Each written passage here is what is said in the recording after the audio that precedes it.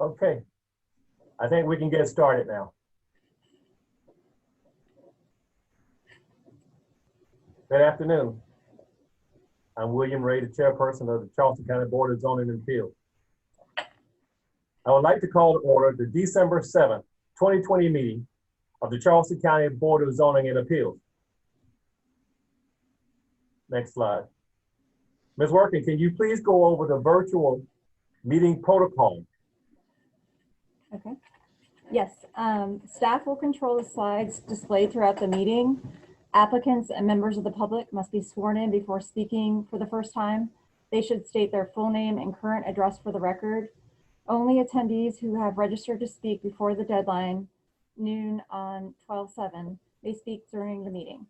Applicants and/or their representative for the public hearing cases are registered to speak. Video and microphone have been disabled for all attendees. Attendees will only be given the capability to speak when they are called on by the BZA secretary or chair.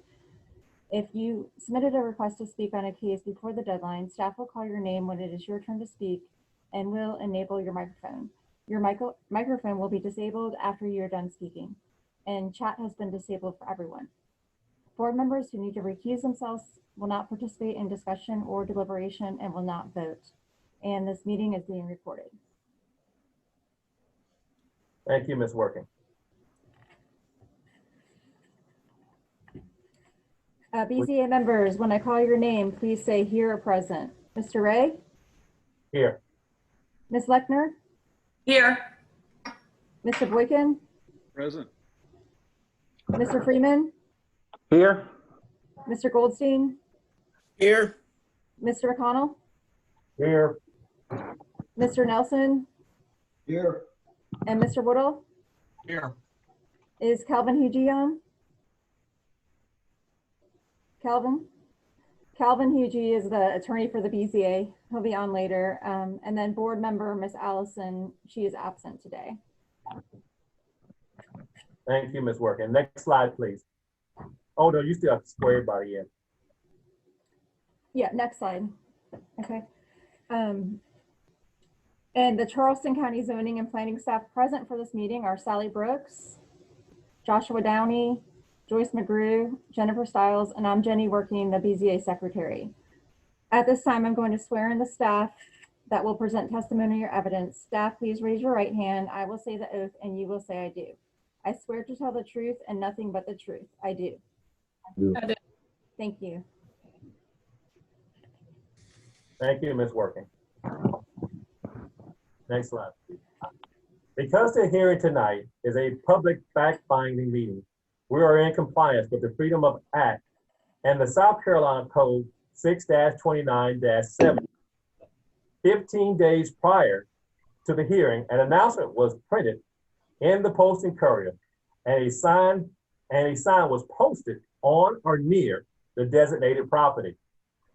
And a notice was mailed to the applicant's representative, to the property owners within 300 feet of the property, and to all parties of interest, persons, organizations, and news media that have requested information have also been given information about our meeting. Next slide, please. Board members, the meeting notes for November the 2nd, 2020, public hearing were mailed to you. Are there any changes? If not, may I please have a motion to approve the minutes? I'm sorry, who said what? So moved. Mr. Woodall. Thank you. Do I have a second? Second. All right, Mr. McCollum. So we'd like to bring that all to a vote. It's working. If you will call the roll for the vote. Okay. Mr. Ray?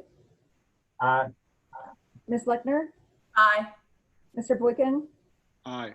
Mr. Freeman? Aye. Mr. Goldstein? Aye. Mr. McConnell? Aye. Mr. Nelson? Aye. And Mr. Woodall?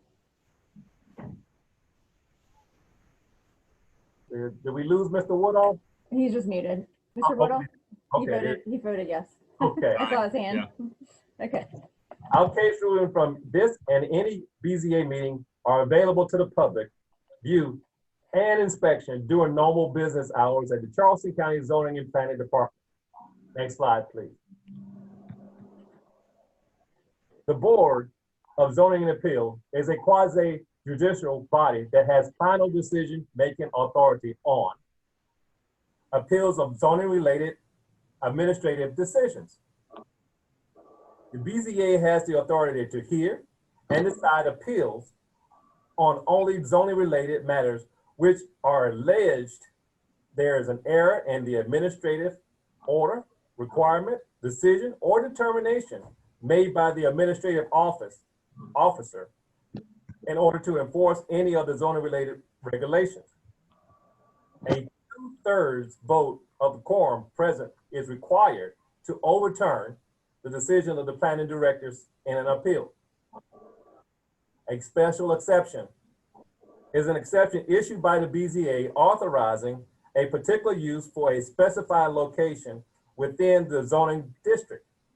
Upon demonstrating such use of the compliance with all conditions and standards specified by the zoning and land development regulations, also known as ZELDAR, the BZA must find that the special exception request meets all 6 criteria in the ordinance in order to grant a special exception. A simple majority is required to grant a special exception. A variance is a relaxation of the BZA and the regulations ordinance where such action will not be contrary to the public interest and where, owing to conditions particular to the property and not as a result of its own action or the situation of the application or the applicant. A literal enforcement of the code will result in unnecessary and undue hardship, and such a variance is consistent with the section 6-29-820 and Code of South Carolina Law, Title 6, Chapter 29. The BZA must find the variance request meets all 7 of the approval criteria in the ordinance in order to grant the variance. A 2/3 vote of the quorum present is required to grant the variance. Next slide, please. Our purpose tonight is for all interested parties to be heard in order to assist the board in gathering evidence pertinent to each case. If the member of the BZA finds need for further information to clarify the case, the board has authority to subpoena witnesses. It must be understood that the rules of your neighborhood or subdivision are binding and we cannot take any action that would neglect their jurisdiction over your property. In addition to your testimony, our board has been presented with written information submitted by staff from the applicant or the applicant's agent for each case.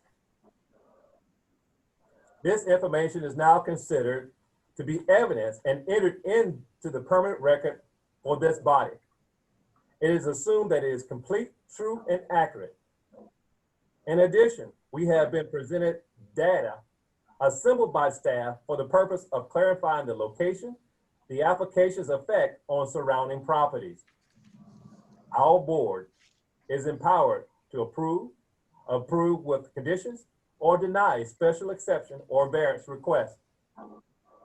We are also authorized to defer a case should there be a need for additional information. The BZA has final decision.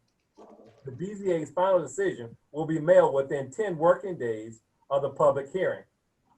It will mail certified mail to applicants and to the neighbors and the surrounding counties, surrounding community interested. If an applicant's request is approved, the applicant should contact the Charleston County Zoning and Planning Department staff to discuss the next step in the process. Variances and special exceptions granted tonight are valid 12 months after the meeting. and a 1 year extension may be granted only if construction or development has commenced or has been diligently pursued.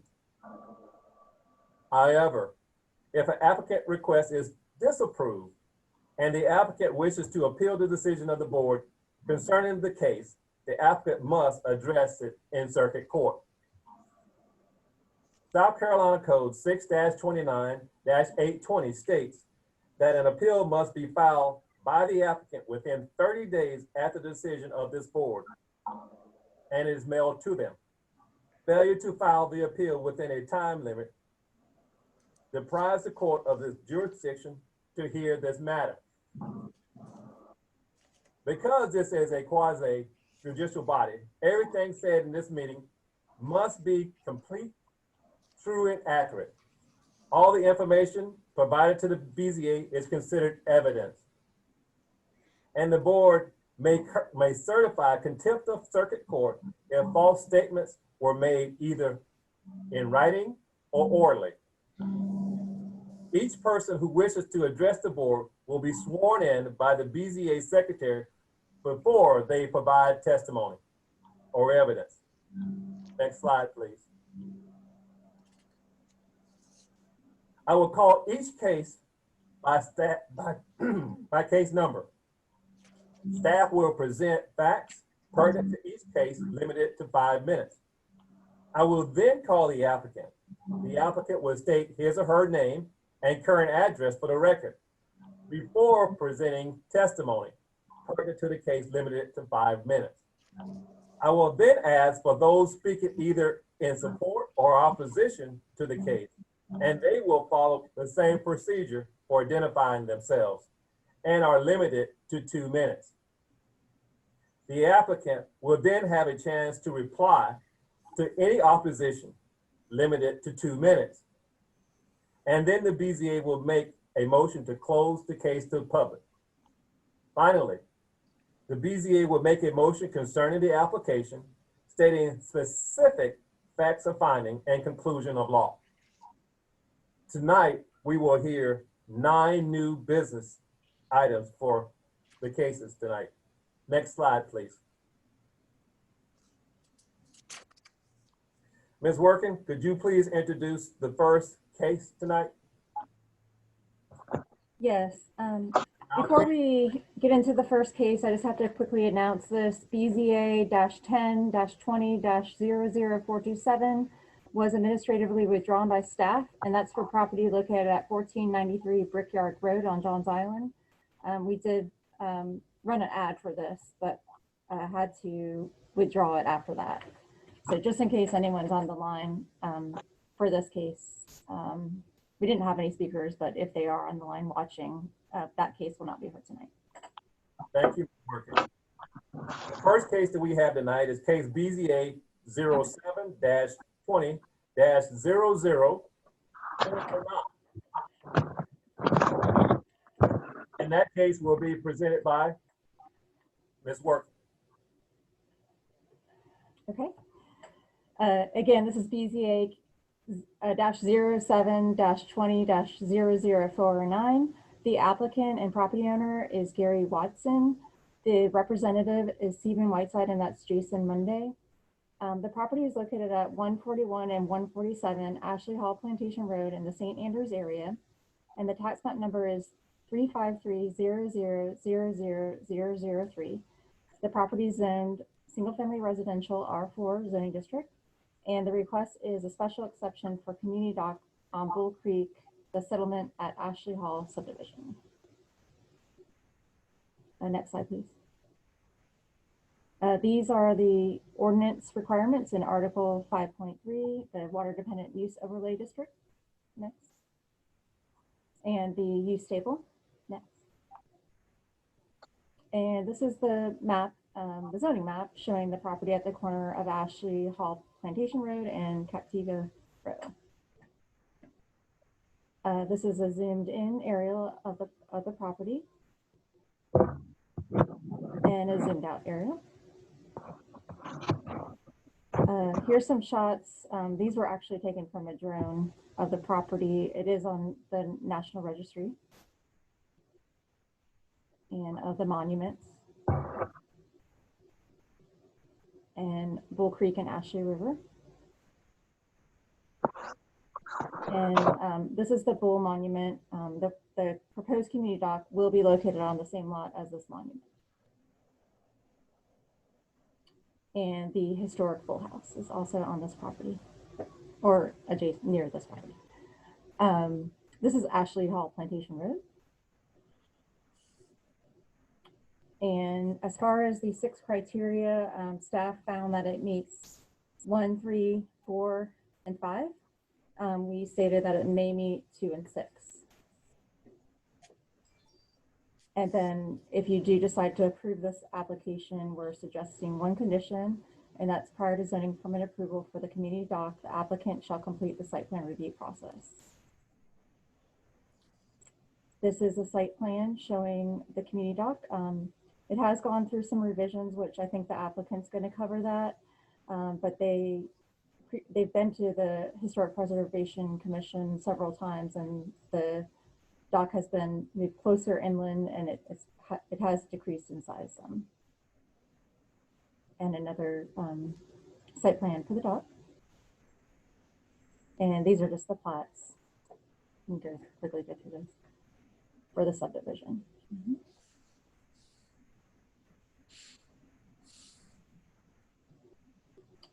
Is there any questions for staff?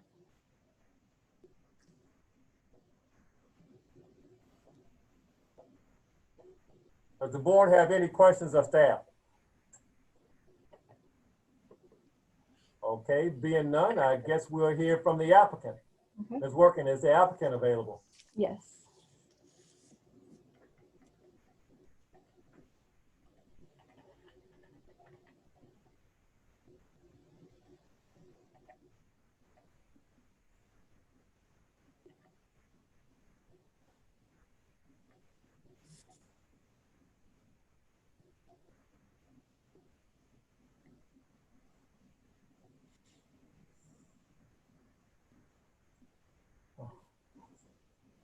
All right, can y'all see me?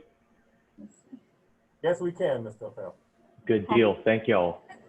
Okay, Mr. Appel, if you can please raise your right hand, I will say the oath and you will say I do. I swear to tell the truth and nothing but the truth. I do. And then state your full name and address for the record. Ross Appel, address 359 King Street, Suite 200, Charleston, South Carolina, 29401. Very good. Good afternoon, Mr. Appel.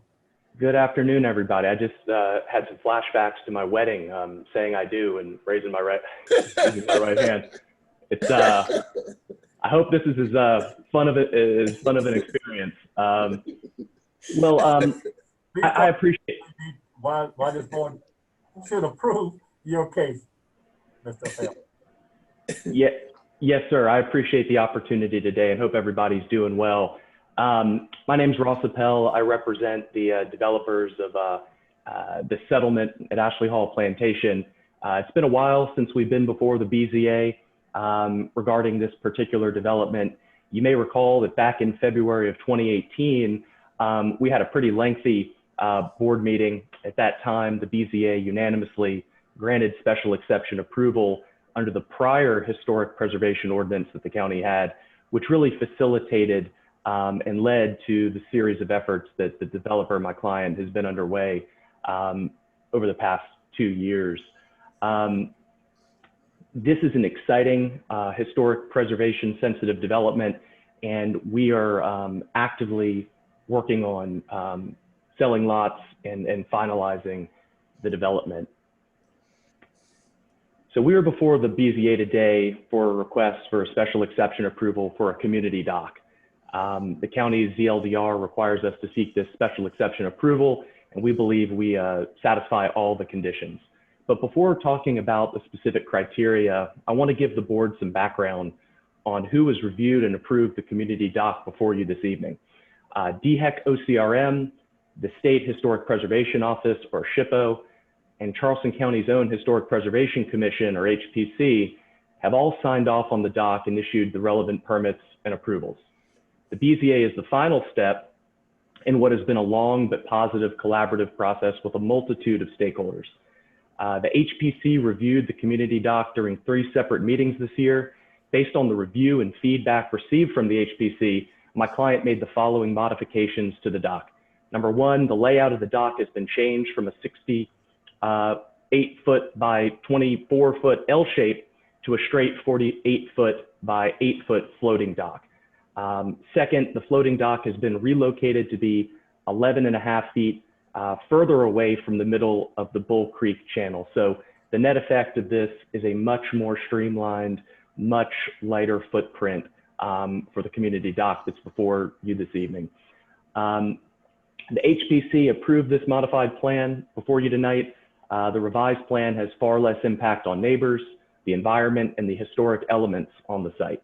The Historic Charleston Foundation, who will hold the conservation easement on the property, has approved the community dock plan, finding them not to be in conflict with the historic elements of the property.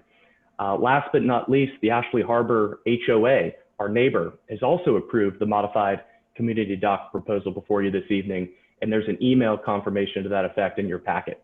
So on to the criteria.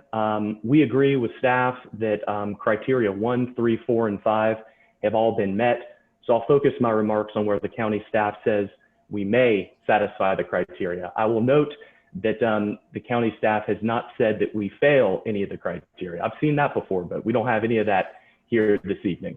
As for criteria number 2, quote, compatibility with existing uses in the vicinity and will not adversely affect the general welfare or character of the immediate community, end quote, I would say as follows.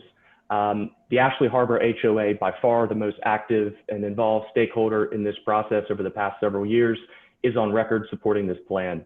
The revised dock layout fosters historic view sheds and minimizes potential impacts to the channel of Bull Creek. Moreover, it is in line with the existing docks in the area, many of which emanate from Ashley Harbor itself. So it's very in harmony with the surrounding environs. And a community dock by its nature is a consolidation, right? It's a lot of people using a single dock as opposed to having a multitude of docks. And DHEC OCRM, for that reason, tends to favor this approach. Finally, element 6, quote, vehicular traffic and pedestrian movement on adjacent roads shall not be hindered or endangered, end quote. Specifically as it relates to the community dock, we don't perceive there to be any traffic or adverse impact along those lines. The parking area for the community dock is being designed pursuant to all applicable regulations, including the ADA, and there will be no spillover or impacts to surrounding public roads whatsoever. All transportation infrastructure related to the community dock will be internally connected on site and facilitated on site away from the public right away. For these reasons, we believe the community dock satisfies the BZA's special exception criteria, and we respectfully request the BZA vote to approve this evening.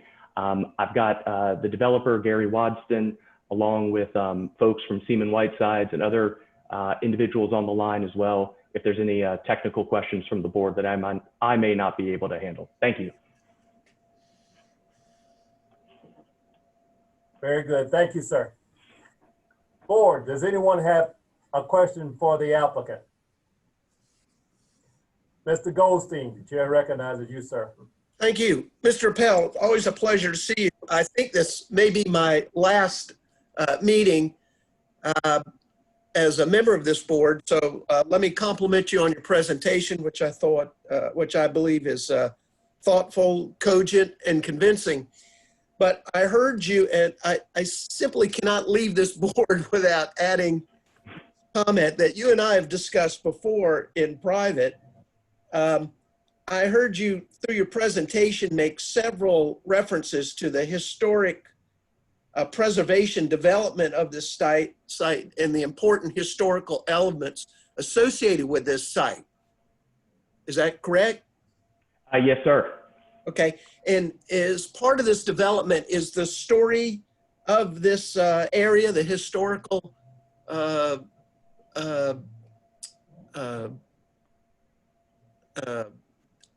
timeline of this project going to be elucidated or published in any way? Thank you, Mr. Goldstein, and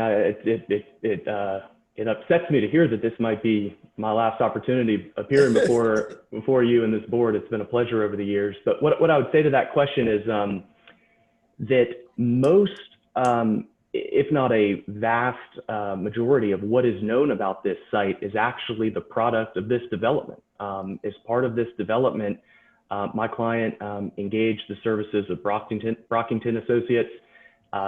That consulting group performed an exhaustive 100+ page study of the cultural resources on the site, and information, the historical record was advanced. Scholars will look at this report in the future to learn more about the interactions on this site, whether it be the Native American impacts on the site, African Americans certainly, as well as the plantation owners and the series of folks that lived here over the years. The Historic Charleston Foundation is going to take a conservation easement on the property. That was one of the criteria that was put into place by the BZA the last time we were before y'all on the special exception for the historic preservation ordinance. And it's my understanding that as part of that effort, there will be all kinds of physical interpretive signage on the property in terms of certain areas of interest on the site. And I may not be up to speed on the absolute latest on all these details, but it's my understanding that the information will be portrayed in a 21st century modern context, if you get my drift. So I do get your drift. And I'll end with this comment that if your clients plan on celebrating the historical province of this property, I hope that they'll tell the true and accurate story that this acquisition of wealth in the 18th and 19th centuries was done on the backs of the people who were murdered, raped, families sold downriver, separated, tortured. And that's the actual historical story that needs to be told. So if your client is intending to tell the story, I hope they'll tell it correctly, because later on tonight on our agenda is an application from the only hotel in this area that was open to Black residents, to Black visitors. So I am constantly amazed when I hear these references to the important historical tradition of these plantations. And I've told you before, everybody in my family, whenever we hear the word plantation, we see no difference between plantation and death camp. So I think you got a wonderful project. I think your client's doing a wonderful thing, but if they're going to interpret this area historically, I hope they'll do it honestly and fairly to the people who suffered so much to accumulate the wealth that led to the creation of these plantations. So I just leave you with that as my final thought as a member of this board. Thank you, sir. And I'm sure that those sentiments will be incorporated moving forward. Thank you. You're exactly right. Thank you, Mr. Goldstein. Does anyone else for this board have any questions or comments? Mr. Pell, I thank you so very much for your testimony tonight. Thank y'all as always. Ms. Workin, do we have anyone else to speak in favor of this application? Ms. Workin, you're muted.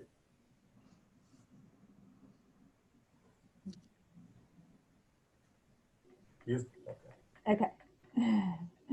I believe the property owner, Gary Watson, would like to speak, so I'll get him on next. Thank you.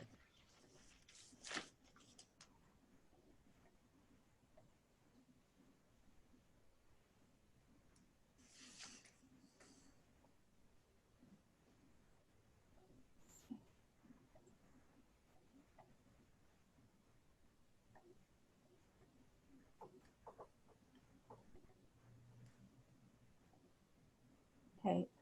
Gary, can you hear us? Yes, I can. If you can hear me. Yes. Okay. Can you please raise your right hand? I will say the oath and you will say I do. I swear to tell the truth and nothing but the truth. I do. I do. And state your full name and address for the record, please. Gary Watson, 1303 Turnberry Court, Myrtle Beach, South Carolina. Just briefly, Thank you for meeting with us tonight. Please tell the board why we should accept your application, sir, or approve your application, sir.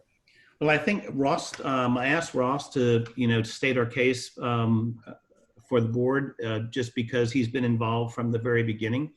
But some insight into what Mr. Goldstein said is that, yes, we will incorporate, in fact, tomorrow morning at 10 a.m., Historic Charleston Foundation, in the persons of April and Winslow, are meeting out there with Brockington Associates representatives and myself to try to finalize the historic easement area that we're going to preserve and that Historic Charleston is going to take control of.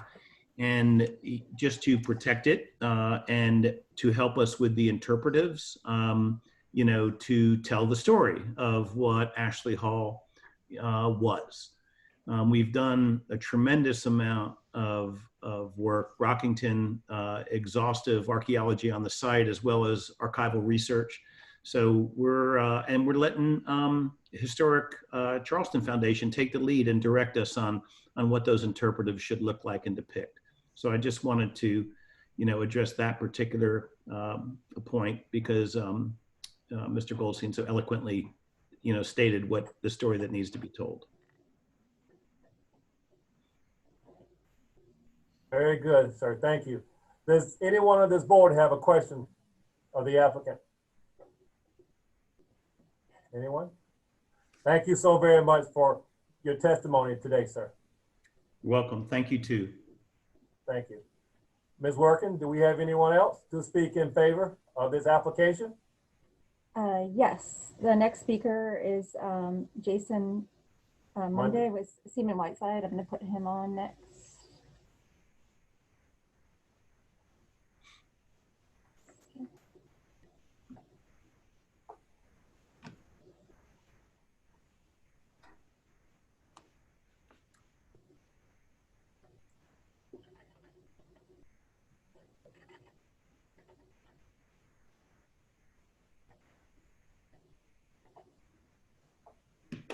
Okay.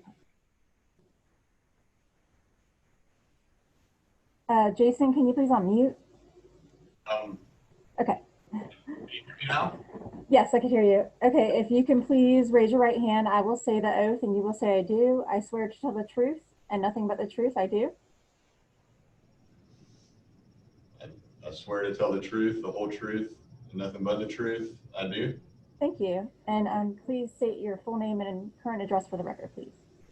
My full name is Jason Monday, and I live at 972 Equestrian Drive, Mount Pleasant.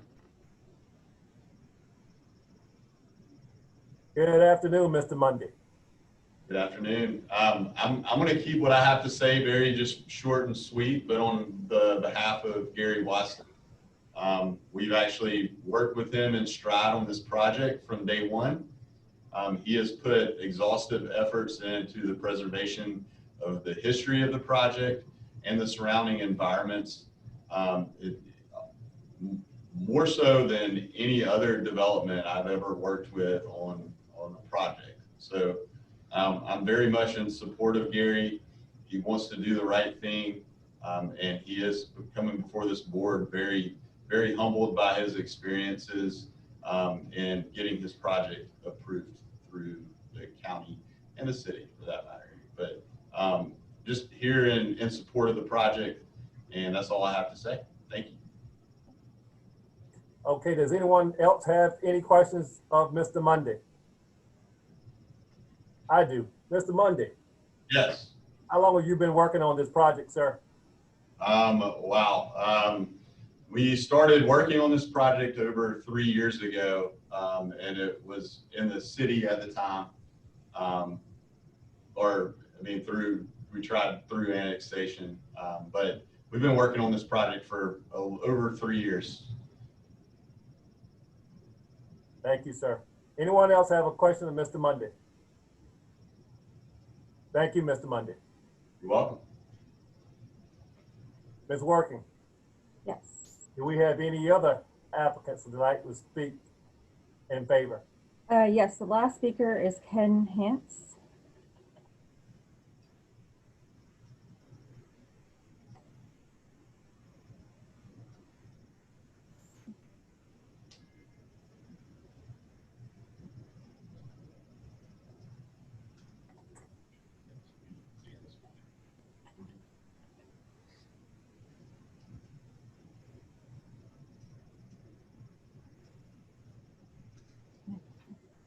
Mr. Hance, are you there?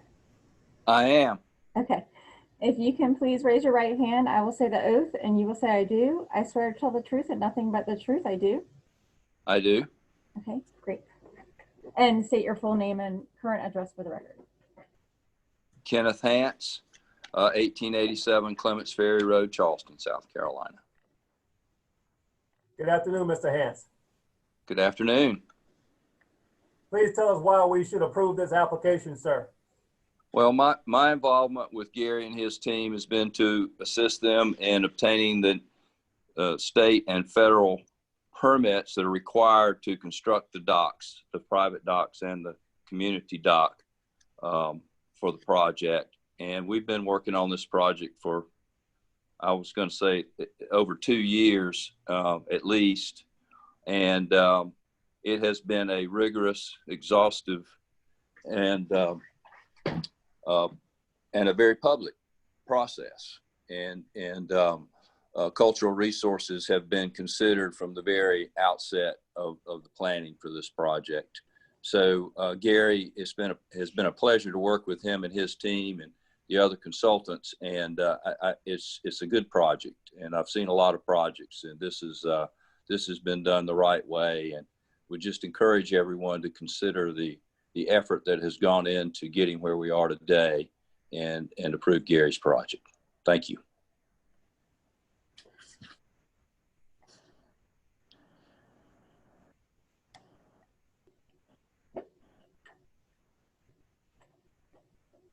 Do we have any other board members that have a question of the applicant? I see no hands. Thank you so very much, sir, for your testimony. Ms. Working. Yes, so we didn't have any speakers sign up to speak in opposition. I did receive one email late today, so it was past the deadline, but it's from Mr. Frederick, I believe, at 2308 Portside Way. And he's saying one aspect of the review process that needs to be considered is the status of Bull Creek. The U.S. Supreme Court in 1979 created 4 tests for determining what constitutes navigable waters. The tests ask whether the body of water, 1, is subject to the ebb and flow of the tide, 2, connects to a continuous interstate waterway, 3, is navigable capacity, and 4, is actually navigable. These criteria were established in Kaiser Aetna versus United States. And then he just said, by this precedent, no structure may be erected that would obstruct access to the Bull Creek. Thank you, Ms. Working. Okay. All right. So now, since we've heard everything, I'll close this case to the public. Board, do we have any questions of staff? Mr. Goldstein. Just very briefly, the email you just read us from Portside Way, that's a gated community, is it not, Ashley Harbor? I don't know the answer to that, but possibly. Okay. But this current project that we're considering here tonight is not a gated community. Is that correct? That's correct. Okay. Tommy, that is, Portside Way is in a gated community. That's what I thought. Just seemed a little hypocritical to me for a gated community to be complaining about somebody else's access to the water, but I don't know. That's just the curmudgeon side of me. All right. Any other questions of staff? I see no hands. Okay. There being, can I get a motion to either approve? Mr. Goldstein, Chair recognizes your hand, sir. Thank you, Mr. Chairman. In light of my unloading on poor Ross over the awful history of plantations, I think it's only fair that I try to even the scales a little bit. I'm going to make a motion that the application for special exception for a community dock be approved. I do so based on the following findings: that pursuant to ordinance 3.6.5 subsections 1 through 6, that the application is consistent with the recommendations contained in the Charleston County Comprehensive Plan. So they meet criteria 1. As for criteria 2, it is compatible with existing uses in the vicinities. In fact, it has, as Mr. Appel pointed out, less of an impact. They reduce the size of their dock in order to reduce their impact. So they meet criteria 2. As for criteria 3, the site plan that has been presented to us, as well as the rigorous application process through a whole alphabet of state and county agencies, demonstrates that adequate provision's been made for setbacks and so forth. So they meet criteria 3. As for criteria 4, I'm convinced that the evidence shows that it will be developed in a way that will preserve and incorporate important natural features.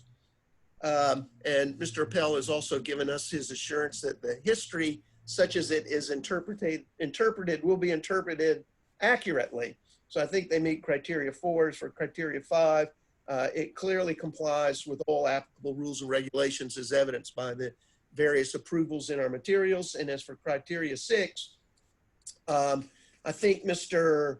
Hance pointed out that access to this dock will not be on via any public road, but will be through the infrastructure being constructed by the developer. So they meet criteria 6.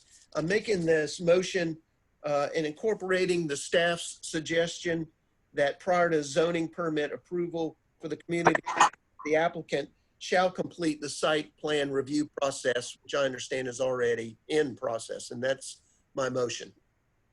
Thank you, Mr. Goldstein. Do we have, Mr. Woodall, we have a second? Second. I saw your hand there quickly. Very good. Now, Ms. Working, now that we have a motion that has been properly second, would you please call the roll for the vote? Mr. Ray, Aye. Ms. Luckner, Aye. Mr. Boykin, Aye. Mr. Freeman, Aye. Mr. Goldstein, Aye. Mr. McConnell, Aye. Mr. Nelson, Aye. and Mr. Woodall. Aye. Okay, it's unanimous approval with the one condition. Well, gentlemen, thank you for bringing this case before us, and congratulations. Within 10 days, staff will present you information for your approval. And if you have any questions at that time, you'll get it within 10 business days. And if you have any questions, please take time to come and see the fine folks here at the County Planning Office. Once again, congratulations. Thank you very much, Board. Thanks for everybody's time. Really appreciate it. Yep, Very I good. do as well. Okay. Our next case tonight will be BZA 10-20-00423. This will also be presented by Ms. Working.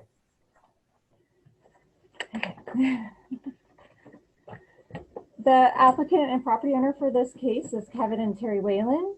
The representative is Jasmine of Aquatica Pools and Spas. The property is located at 3364 William Freeman Lane on Johns Island, tax set number 20200000207. It's located in the agricultural residential AGR zoning district. The request is for a variance to reduce the required 30-foot rear setback by 7.5 feet to 22.5 feet for a proposed swimming pool. Next, please. And this is found in Article 4.7, is the AGR requirements for the setbacks. This shows the property off of William Freeman Lane, is zoned AGR and surrounded by AGR properties. And a zoomed in aerial and zoomed out. It's off of Betsy Harrison. This is a photo of the front of the property. And this is the rear of the property. And this is photos of the rear of the property from the adjacent property, which is the flag portion of the lot that backs up to the river. And this location shows on the photo on the right shows the location of the septic tank. And that's one reason they can't put the pool on that side. of the property. Regarding the criteria, we said that it may meet 1, 4, 6, and 7.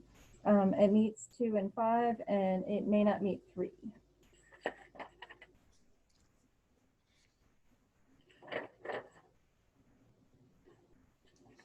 Oh, sorry. Get through minutes. This is showing the location of the pool. Again, the house is set back really far on the lot, and everything around it's heavily wooded.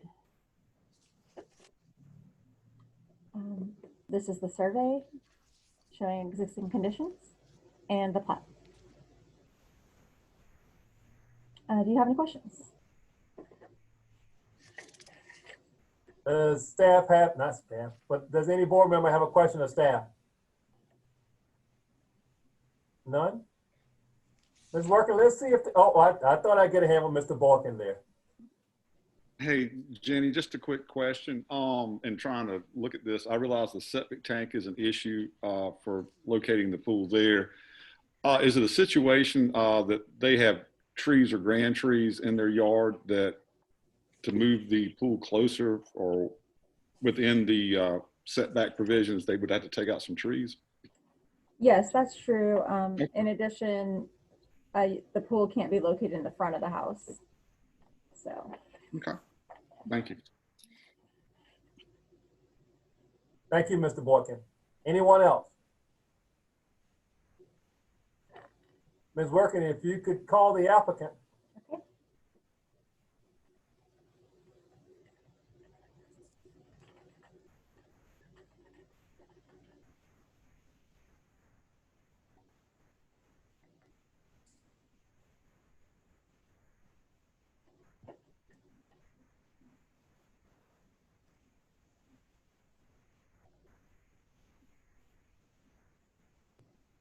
Okay, Mr. Whalen. Okay, Mr. Whalen, are you on now? Hey, it's Terry. Hi, Terry Whalen. This is Jenny Working. If you can please raise your right hand, I will say the oath and you will say I do. I swear to tell the truth and nothing but the truth. I do. I do. Thank you. And state your full name and current address for the record. We are Kevin and Terry Whalen, W-H-A-L-E-N, at 3364 William Freeman Lane, Johns Island. Good afternoon, Ms. Whaley. Good afternoon, sir. Please tell this board why we should approve your application. So as we sent in the permitting for the pool, we were informed that the property was zoned for AGR, and that was news to us. We are new to the Johns Island area. So we're requesting a variance just to reduce the setback from 30 feet, as you saw, to 22.5 feet. Is that right, Jenny? Just so that we can fit in just a linear pool. We're trying to keep our footprint smaller, and the pool will actually be less than 3 feet from our home, just so that we can do the decking on the side of our home as we move to this location to preserve environment and the natural beauty of this particular property. We have no neighbors on a 360-degree path. We do have a driveway that is 6/10 of a mile. So the nearest neighbor lives on Bohicket Creek, 6/10 of a mile away. And that neighbor actually came over. We walked our property and they are in support of our variance request. So we just felt like this was something good for us to do because we aren't impeding on anyone else's privacy. We intend to place the proper fencing around the pool, and we'll also green screen, and we have no neighbors on either side of the property for any visual impairments, or in the rear where the pool is going to be located. Our intention was to place the pool on the side that Miss Working showed. We actually have a rather large septic system with the water lines. Is that what you call it? Drain field, I'm sorry, new to rural living. Drain field that runs also toward the rear and lateral to the house on that side, and that area was not going to be the best location for the pool. So this was sort of a compromise that we came up with. Our property, as you can see, is pretty remote. We don't have any distant neighbors. I've already, and then, like I said, we'll be heavily screened from any visual impairment for any of our neighbors. And I think that's it. Kevin's here too. I was just making sure I've covered all the bases. So I think that's all we have. Thank you, Ms. Whalen. Yes, sir. Do we have any board members that have a question of the applicant? I got just one. Mr. Borkin's hand, I saw his hand first. Ms. Borkin. I did not mean to cut off Mr. Goldstein at all. I'll be real quick. Ms. Whalen? Yes, sir. Good evening to you. I was looking at the plat of your property. Did y'all build a house, or is it one that was pre-built when you purchased it? Pre-built, purchased at the end of April of 2020, pre-built by the neighbor that lives next door owned this property, and it was built as a second home, like for families. So it was never really occupied, but not built by us. It was built in 2006. Gotcha. Your pool makes absolute sense to me as far as the way you laid it out. And I guess I'd make note that you have an irregularly shaped lot. And the house's orientation to those property lines, I see, has created the situation for you to put the pool where you had to require this reduction in setback. If it had been oriented perhaps another way, you'd have more room and wouldn't even be here talking to us. So yes, sir. I do take notice of that, and I just wanted to ask how you got the house. So thank you so much. Thank you. We actually, the driveway, when we purchased the home, needed rocking, and we were absolutely in the wrong business because the rocks cost us like $3,500, and we would have liked to have put the pool there in the front yard because that's rather large, and that drive is very private. It's set pretty far back from Betsy Harrison Parkway, so we don't have any neighbors in the front, but that is all, obviously the front of our home. So this was, we felt, the best compromise. Yes, ma'am. Thank you. Sure. Mr. Goldstein? Very brief.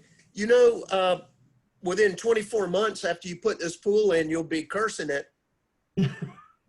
Because of the leaves? Don't tell my husband that. Yep. Who's going to clean it? My husband. He's going to be the pool boy. We've actually already put, we're going to buy something called the robot, and we're really excited about that.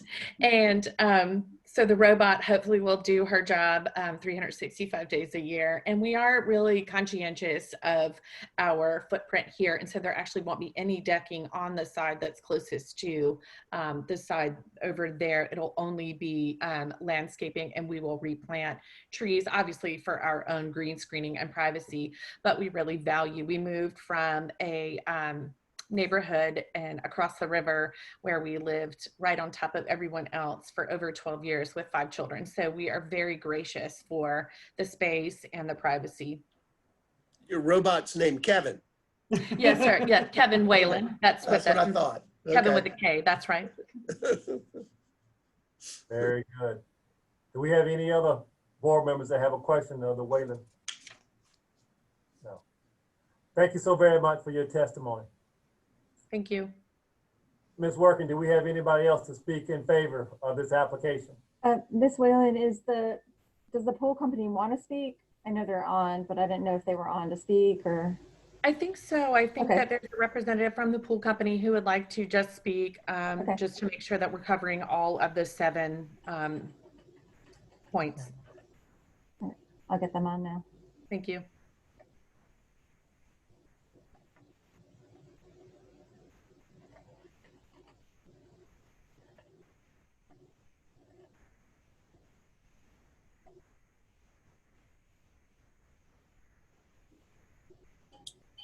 All right.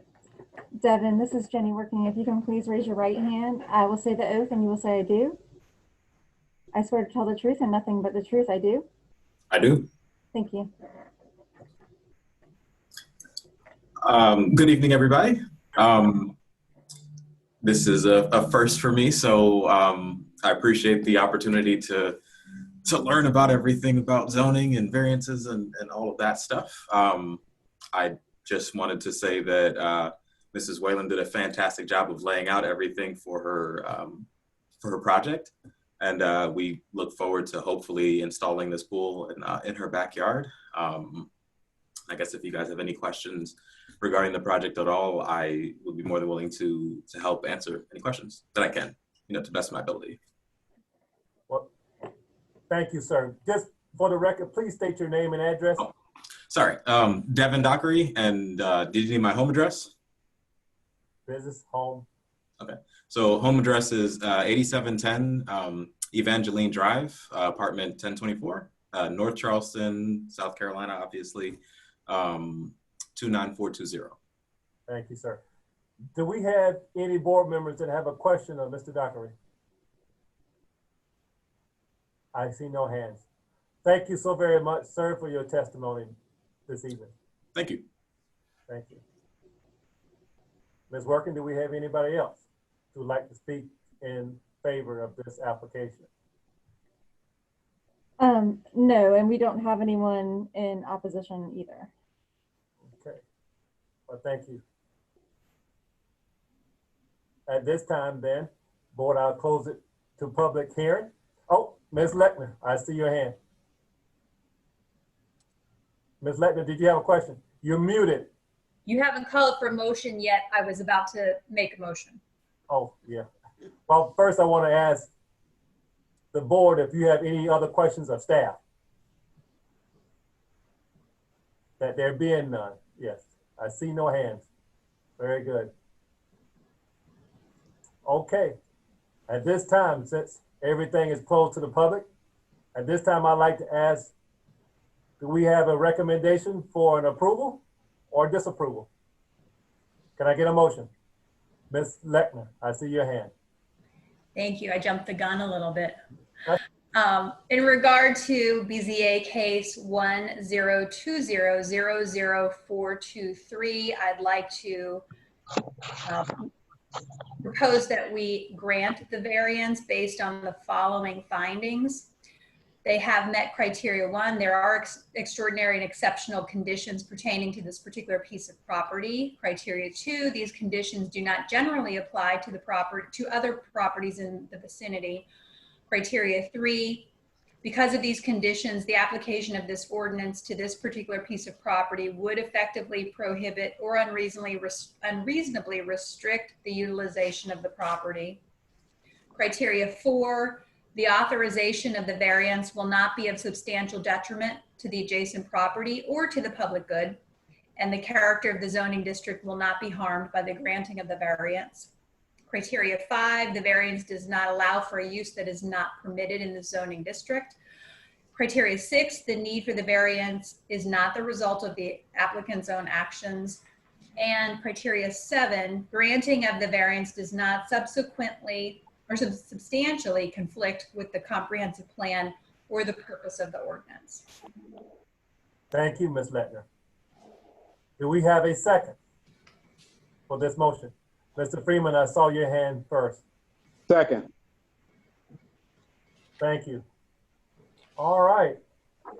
Now that we have an application that has been properly moved and seconded, Ms. Working, would you please call the roll for the vote?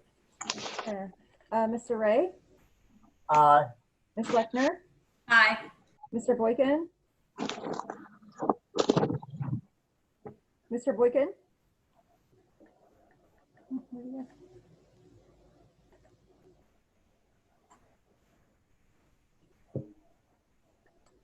I don't see him. We might have lost him. Mr. Freeman? Aye. Mr. Goldstein? Aye. Mr. McConnell? Aye. Mr. Nelson? Aye. And Mr. Woodall? Aye. Let's see if I can find Mr. Boykin. I don't see him. He might have fallen off. Okay.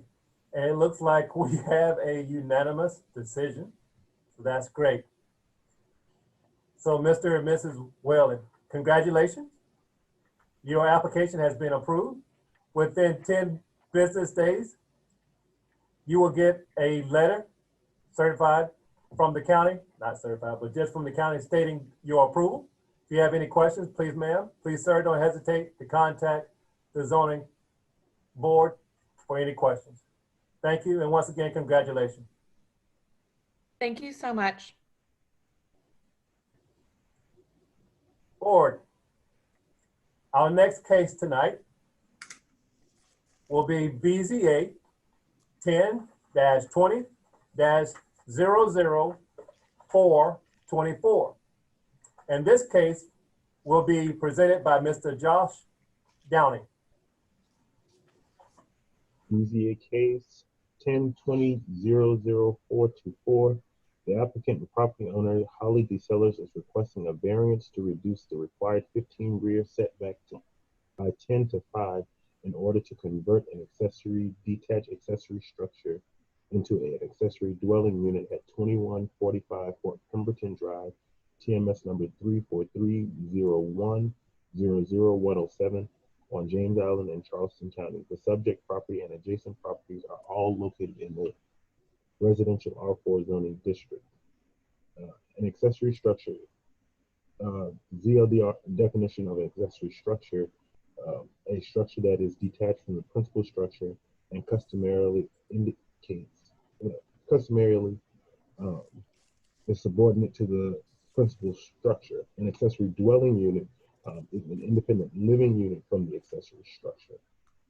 The subject property is a quarter acre and contains a single family home and a detached garage that was constructed in 1927 for Charleston County records. The detached accessory structure utility shed was constructed in 2000 and measures 24 feet by 8 feet, 192 square feet, and is located 5 feet from the rear property line.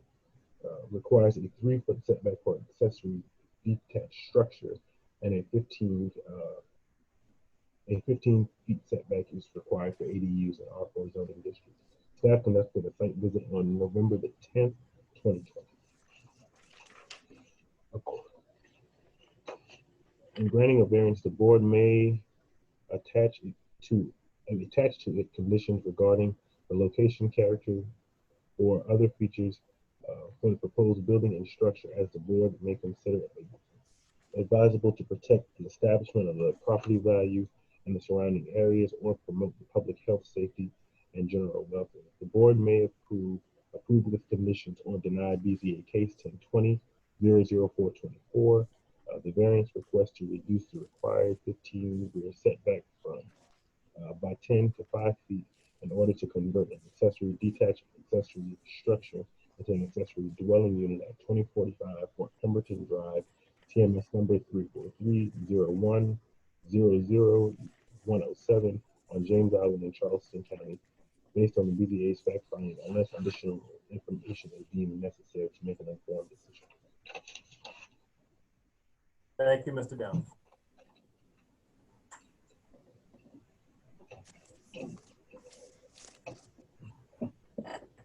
Any questions?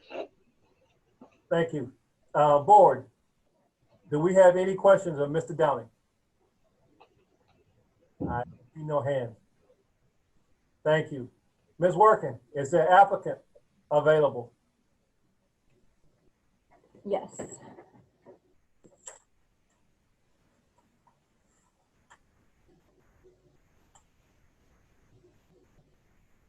Okay. Holly, can you unmute, please? You're muted, Holly. We could see you, but you're muted. She's still muted.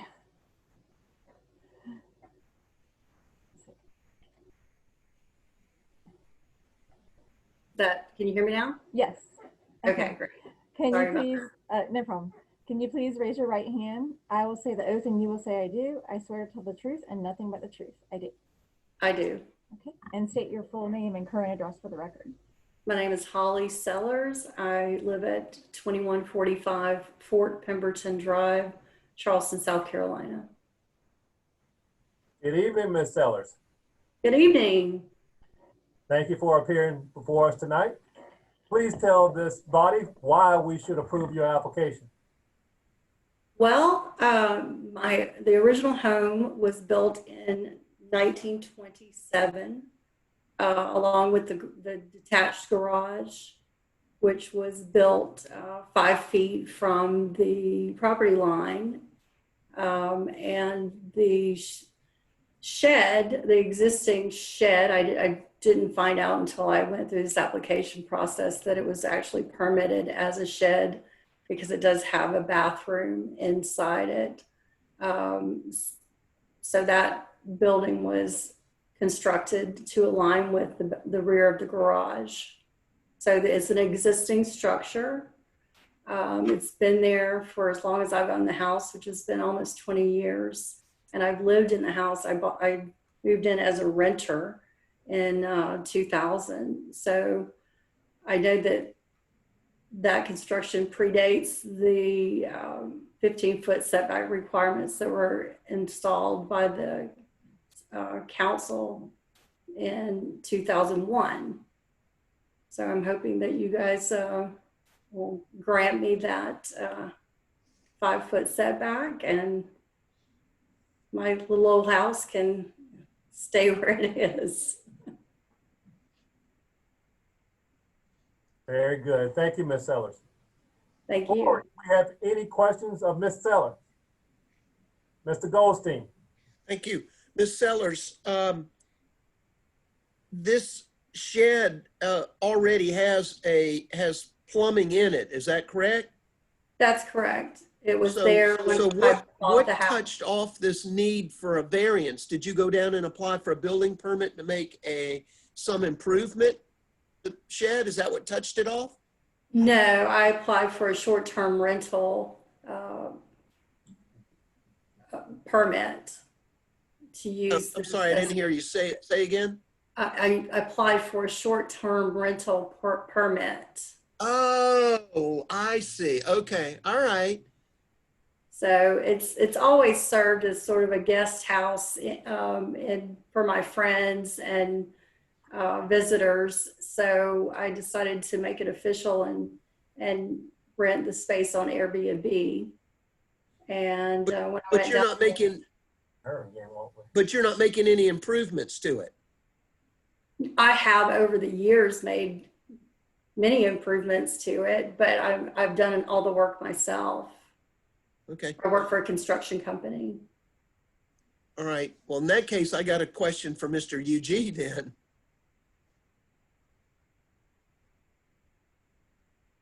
Yes, sir. Mr. UG, why does she need a variance? Isn't it a legal non-conforming use? Well, that's a determination that's made by the county. Okay. If the administrator did not approve it internally, then she would have to come before the board. That's not a legal decision. Okay.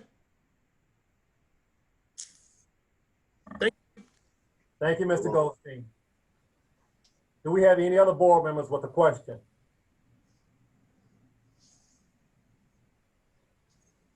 Thank you. Thank you, Ms. Sellers, for coming before us this evening to answer our questions. I thank you for your time and I really appreciate it. Yes, ma'am. Ms. Working, do we have anyone else to speak in favor of this application? There are no more speakers in favor and we do not have any speakers in opposition. Very good. That makes it easy. Board, do we have any other questions of staff at this time? So yeah, I'm looking at the way it's taxed, and the one is taxed as like a utility shed and the other is detached garage, and then the bungalow. So there's 3. That goes back to Mr. Goldstein's question. Yeah. Very good. Well, at this time, I'll close this case for all public, to the public, excuse me. Well, Mr. Ray. Yes, sir, Mr. Hughes. Ms. Working, was this considered as a non-conforming use before the imposition of the new statute?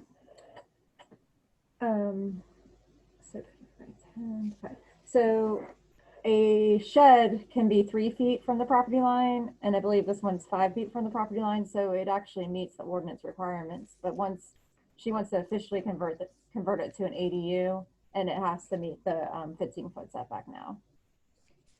Okay. So No, it's not non-conforming. Very good. Any more questions, comments regarding this case? Very good. At this time, I'd like for any board member, if they would, to make a motion either to approve or disapprove this particular application. Do I have anyone? I'll make the motion. Mr. Wardall, the chair recognizes you, sir. I make a motion that we approve the variance, that it meets all the criteria, specifically criteria 1, that extraordinary exceptional conditions pertain to the particular piece of property. I mean, as she stated, there is some uniqueness to the property of, you know, when she purchased it or when she moved into it, and the structure was constructed 2000 prior to her owning the property. So, I mean, you know, I think she meets it there on the accessory dwelling unit. Number 2, the conditions do not generally apply to other properties in the vicinity. I mean, it was stated by staff that this is a unique subject and do not apply to other properties in the vicinity. Number 3 is because the conditions on application of the ordinance to be a particular piece of property would effectively prohibit or unreasonably restrict, easy to say, you know, believe that it would restrict the property. So therefore, I think it meets criteria 3. Authorization of variance will not be a exceptional detriment. I don't think it's not going to be a detriment. So it would meet the criteria. For 5, Board of Zoning Appeals should not grant a variance effective that would be to allow the establishment of the use not otherwise permitted in the zoning district. So you got that one. Number 5, variance does not allow the use not permitted by zoning. Number 6, need the variance is not the result of the applicant's own action. Well, as we stated earlier, or as she stated, that this was done prior to her owning the property. And number 7, granting the variance does not subsequently conflict with the comprehensive plan, and the variance does not subsequently conflict with the comprehensive plan. And I don't see any other conditions on it.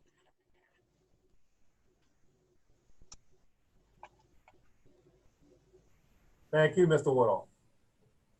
Do we have a second? Mr. Goldstein and Mr. Working. Very good. Ms. Working, would you please call the roll for the vote? Okay. Mr. Ray? Aye. Ms. Lechner? Aye. Mr. Boykin? Aye. Mr. Freeman? Mr. Freeman? We didn't lose him now. Unmute yourself, Mr. Freeman. Aye. Thank you. Mr. Goldstein? Aye. Mr. McConnell? Aye. Mr. Nelson? Aye. And Mr. Woodall? Aye. Okay, that's unanimous for approval. Thank you. Ms. Sellers, congratulations. Thank you. Thank you very much. I really appreciate all of your time. And if you need a Airbnb to stay in, look for me later. That's very kind of you, Ms. Sellers. It's 10 working days, business days. Yes.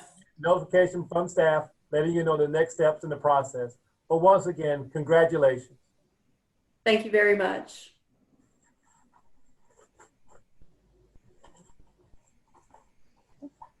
Very good. Board, our next case tonight is case BZA-10-20-00425. This will also be presented by Mr. Josh Downing. All right. BZA case 10-20-00425. The applicant and property owner, Tanya Damon of Edenville Wildwind Farms, is requesting a special exception to establish a short-term rental, extended home rental in the agricultural residential zoning district, AGR, zoning district at 3026 and 3028 Edenville Road, TMS number 27500 275-00224 on Johns Island in Charleston County. The subject property is a 9.74 acre, and the properties to the south are located in the subject property and properties to the south are located in the Agricultural Zoning District, AGR. The subject properties to the north and east and west are located in the Agricultural Preservation Zoning District, AG8. The property contains a 1,200 square foot manufactured 2-bedroom home that was put on the property in 1998, and a 2-bedroom 830 square foot single family home that was constructed in 2019 per Charleston County records.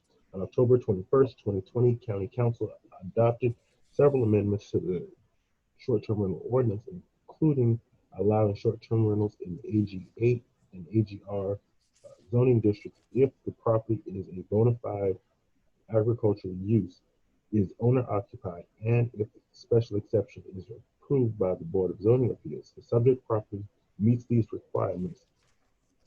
The property owner obtained a limited home rental permit to rent both houses for a maximum of 72 days. Currently, the subject property is in the limited site plan review process, ZSPR 1020-00526 for the proposed use. There are 4 parking spaces available at 3026 Edenville Road, and 4 parking spaces at 3028 Edenville Road. The Board of Zoning Appeals may approve with conditions, or deny BZA case 1020-00425, special exception to establish a short-term rental, extended home rental in the agriculture residential zoning district at 3026 and 3028 Edenville Road, TMS number 275-00024 on Johns Island in Charleston County, based on the BZA fact finding, unless additional information is deemed necessary to make an informed decision. In the event the board decides to approve the application, the board should consider the following conditions recommended by staff. Number 1, prior to the zoning permit approval, prior to zoning permit approval, the applicant should complete the site plan review process. Number 2, the use shall comply with all requirements of Article 6.8. Number 3, the parcel shall be used for short-term rental for no more than 144 days for the aggregate use per calendar year. And number 4, the property owner shall be responsible for ensuring that tenants comply with the Charleston County noise ordinance.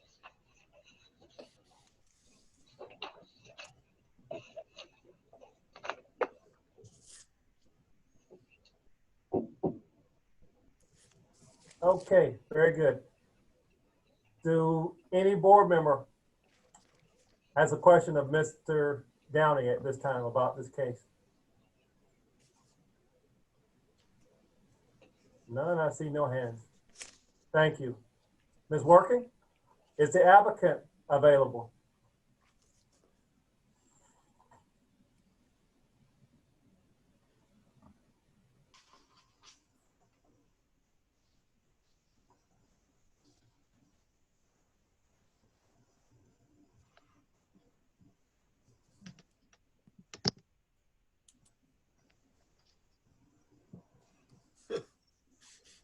Ms. Working, you're muted.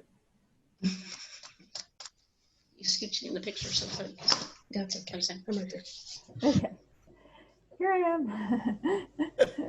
am.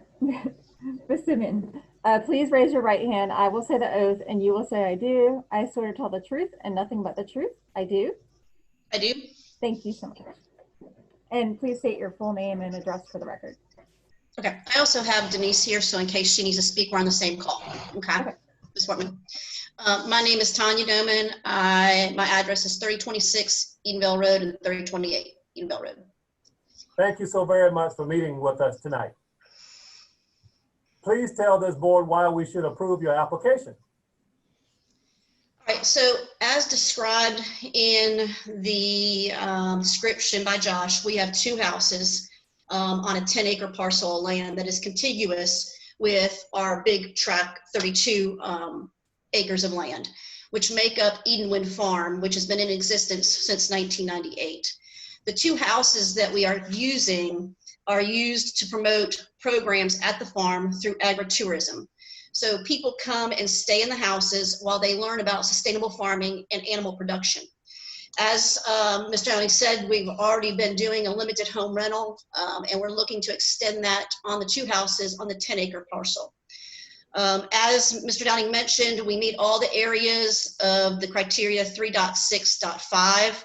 No adverse effects on our neighborhood, plenty of parking, no noise issue. We have 600 feet of setback.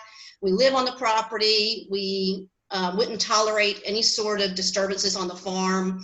Each house is surrounded by forest, and we've been following all Charleston County procedures. Preservation is intact. No increased traffic would be happening because the people usually arrive in 1 car. They stay and they do farm activities versus driving around and looking for things to do. We have letters of support from our neighbors. So yes, we're looking for going from a limited home rental to an extended home rental. However, on a bigger note, I want to tell you a little bit about me so that you can see where I'm going in the next direction. Is I work as a high school counselor. I work 5 days a week, plus then the other day I'm doing agritourism on the farm for people who stay in our agritourism houses, as well as people, locals who come on, I do agritourism. And then on that last day, for example, this weekend, I'm up in the back of a truck, if you can visualize, with a pole trimmer trimming trees. So we do all this work ourselves on the farm. So I'm asking you, because I have knowledge of farming and high school 504s, IEPs. I don't know anything about this BZA stuff, and I'm asking for your help. I'm appealing to the zone of boarding appeals to use each of my houses for 145 days on the 3026 and 144 and 144. Other applicants come before the BZA and do limit to doing extended home rental, and they get 144 days per house when they do it. After I submitted my rough draft to county, they explained that I had to share my 144 days between the 2 houses.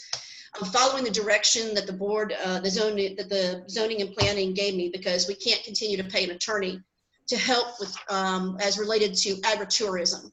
So I'm asking if it's within your power to grant us that special exemption to have 144 and 144, because the 2000 code of laws, which my spouse put in her letter, states that we are allowed to do agricultural operations in a variety of businesses for additional farm income without affecting the 4% property tax. One of those activities in the law states farm vacation stays. In August, I contacted Leon Stabanakis and asked for his clarification on farm stays and agritourism. He referred my inquiry to the Department of Revenue. It was the opinion of the Department of Revenue, the state law 12.43-233, as it relates to agritourism, does allow overnight stays, and it does not contain any limitations on the number of nights on a property that can be rented. The state law is designed to address agritourism activities that diversify an existing farm. We are members of the South Carolina Agritourism Association. It is their opinion that agritourism activities should be exempt from short-term rentals, as this activity is considered agricultural income. The restrictions of this ordinance causes an undue hardship on our diversified farm income. My equipment, my backhoe, my tractor, my barns, my farm truck is 20 years old. We have a rapid losing Johns Island agricultural lands due to overdevelopment and economic hardship. I'm just trying to supplement my farm business so that I can keep my land.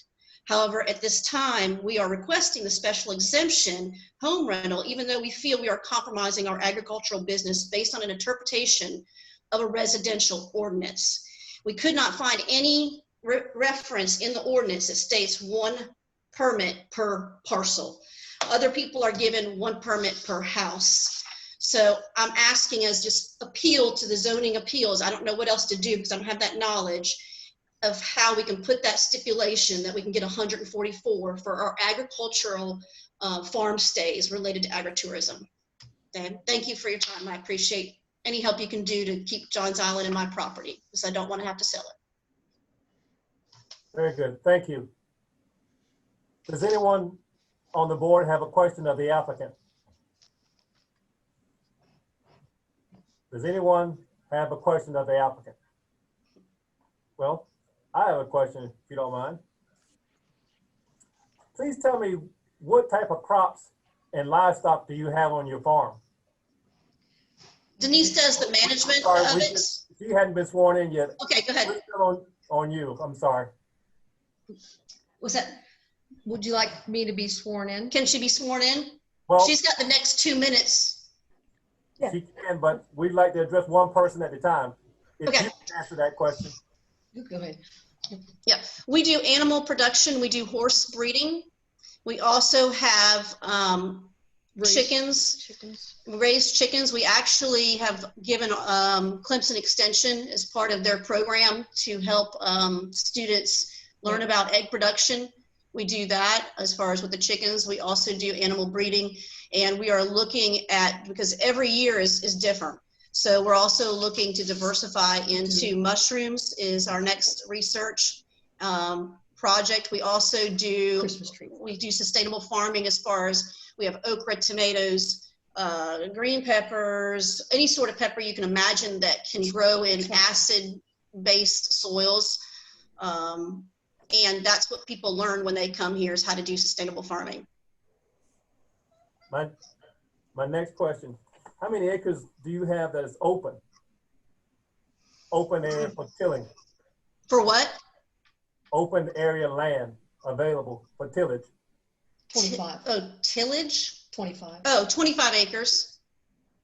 We have 32 acres. We have 42 acres. 32 acres plus the 10, so 42 acres combined. Okay. My next question, do you have, by any chance, a farm number with the Farm Service Agency? Yeah, we are registered with agricultural, and we have a farm. Our farm is an S Corp. My question was the Farm Service Agency. That's under the U.S. Department of Agriculture. We haven't needed their service. Yeah, we haven't needed their service. I don't know. I mean, I work 60 hours a week as a high school counselor. So Denise does all the management of it. I do more of the electronics and just that one day a week of agritourism where I'm teaching kids about sustainable farming and animal production. Okay. Thank you, Mr. Borkin. I think you have a question, sir? I do, and it may take a question to the applicant as well as maybe to Ms. Working. Good evening, Ms. Dahman. How are you? Good. Just a quick question. I heard a lot what you're talking about with your farm. You know, there's obviously a distinction between hobby farms and farms that are that market and sell goods. By chance, do you or have you sold any of the eggs that y'all have that y'all get from the chickens and stuff out there, or do y'all sell any of the vegetables or crops that you grow by chance? We have an all volunteer staff, and so what we have done, because we can't not afford to pay people to do some of the things that we do on our farm, we give those eggs to our volunteers, as well as, you know, just kind of give them away, as they're also part of the agritourism stay. When people come here, that's included in the price that they pay, is they get the eggs, the peppers, the cabbage, you know, and they come out there and they pick that with us, and that's part of what they get as their package. Okay. Well, the reason I'm bringing this up, okay, go ahead. I'm sorry. Well, the reason I was bringing this up is we're having to go by the ag use bona fide definition, and this is my very first case with the changes to the Ag Preservation District, and so I've got some questions. And what I'm trying to establish here, and I think we might be close to it, is it fair to say that what you've got there is something more of a cooperative or a co-op, where folks participate in the farming and the production of these goods, and they're distributed as payment for their labor or in exchange for their participation on your farm? Not really. I mean, we just teach people and give it to them.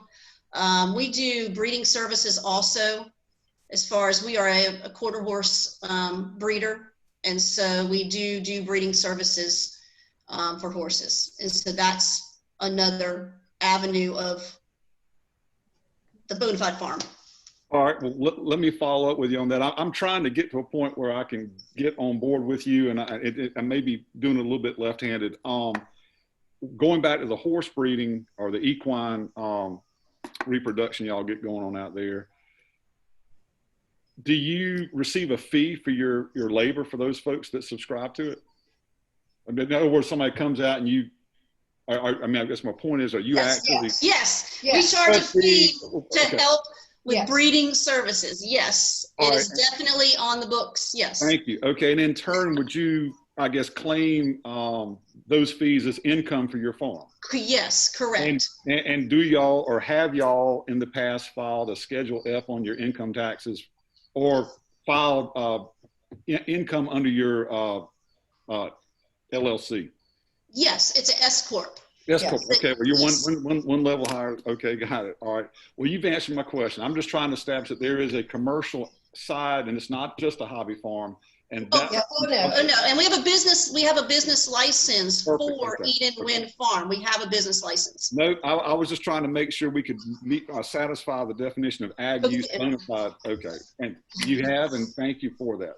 Thank you, ma'am. Do we have any other board members with a question of the applicant?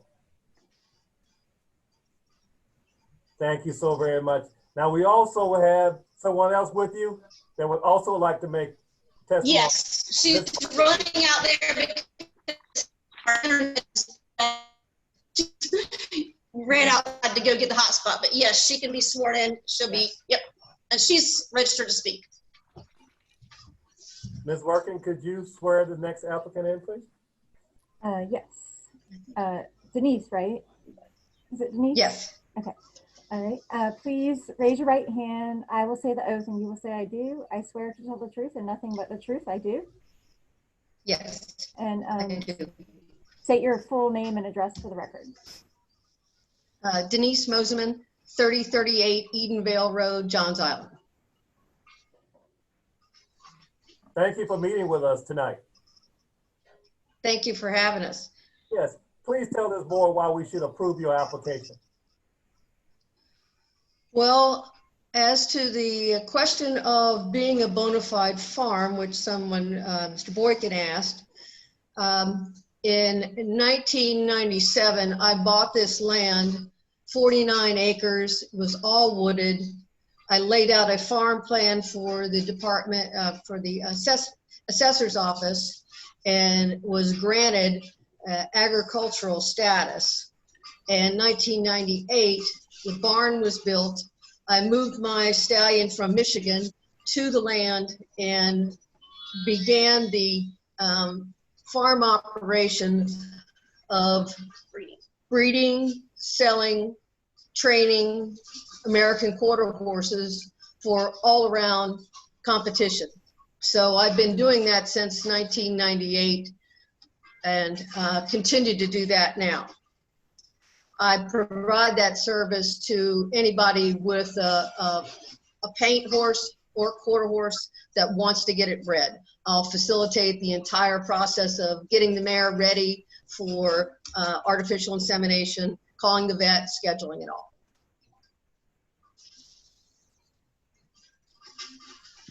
Very good. Thank you. Does any board member have a question of this co-applicant? Ms. Lettner, I see your hand. Please unmute, Ms. Lettner. Thank you. Good evening. Could you do just a quick breakdown of the livestock that you have there? How many horses, how many chickens, those sorts of things, please? 22 chickens, 10 horses. Okay, thank you.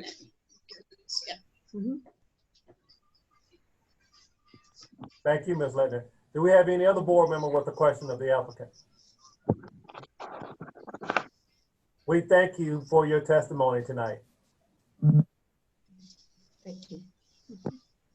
Ms. Working, do we have anyone else to speak in support of this application? No, we do not have anyone else to speak in support, and there is no one to speak in opposition. Very good. Thank you. Board members, do you have any question of staff? Mr.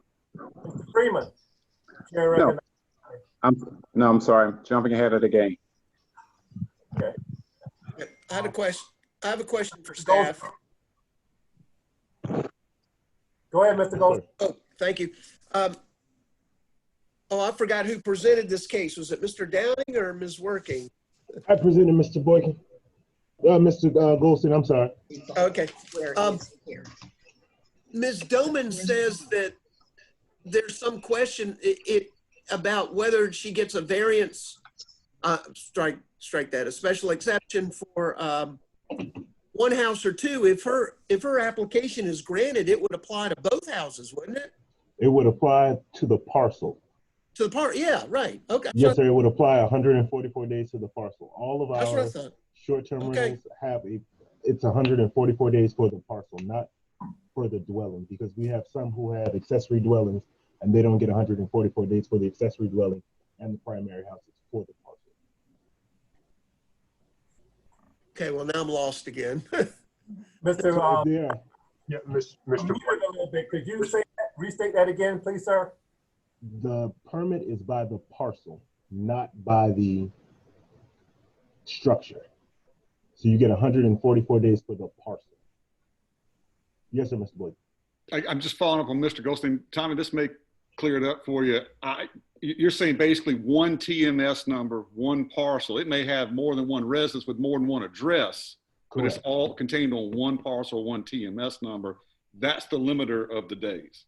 Yes, sir. That is correct, Mr. Boykin. And Mr. Goldstein, it is 144 days per parcel. Otherwise, we're talking about hotels or something else. It's per parcel, not per dwelling unit on the parcels. Okay, I understand. Now, if the applicant wants to split the 144 days between the two parcels, that's up to the applicant. But it is a total of 144 days per parcel. Okay, does anyone else have any questions of the staff? Yes, sir, Mr. Boykin. Real quick, Mr. Downey, am I reading, make sure I don't get a misprint. There are only 3 criteria on this particular type of case? On this particular type of case, yes, sir. That is I changed. usually have more. I didn't want to be foolish. Yes, sir. It went from 6 to 3. Yes, sir. It went from 6 to 3 with the ordinance change. So yeah, on October 21st, County Council made some changes to the ordinance. One was going from the 6 criteria to 3 more specific criteria for short-term rentals. The other was to allow an AGR property to ask for an extended home rental. That wasn't an option before. So this is the first one you've had before you. But you have had several examples where there's been a parcel with more than one dwelling and they either get the max 72 or the max 144 per property. And like you said, they can divide that however they want. We're not going to say this unit is 72 and this unit is 72. You know, they can divide it however they want. Thank you, ma'am. Mr. Goldstein, you look like you got a question. No, the volume dropped. I was just getting closer to the speaker to hear better. That's all. Okay. Thank you. Ms. Lechner. I do want to address, I did hear the applicant asking for mercy, for lack of a better word, for these 2 parcels. And I do want to acknowledge that that was heard. It just doesn't, from what I'm hearing, it doesn't sound like that's appropriate under the current ordinances. Is that correct? That is correct, Ms. Lechner. Yes, ma'am. I just wanted to state that so that the applicant does understand that we've heard that and that their request has been noted. That is correct, Ms. Lechner. Okay. Mr. Goldstein. I would just going to express gratitude for Ms. Lechner for clearing that up for me, because I was a little puzzled about it. And I realized that we do not have the ability, but I agree with you. That is what I heard the applicant say. And if it were within my power to grant 144 per structure, I would be inclined to do that. But I understand that we don't have that power. But I appreciate your clearing that up for me. Okay, any more questions? Yes, sir, Mr. Nelson. Is it too late for me to ask the applicant one more question then? Not to further confuse the matter. You can, this is the time to ask any questions, Mr. Nelson.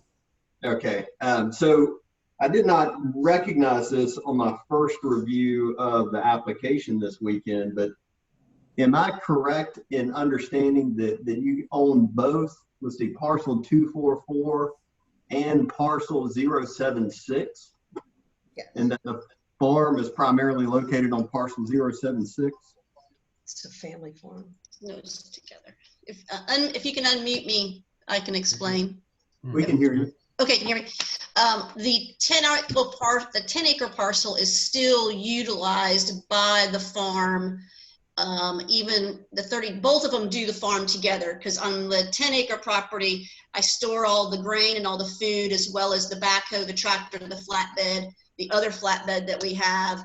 And I also have all the training areas for when we're training for those breeding services on the 10-acre. And then on the 32-acre is where we have more of the pastures and the crops and that sort is on the 32 acres.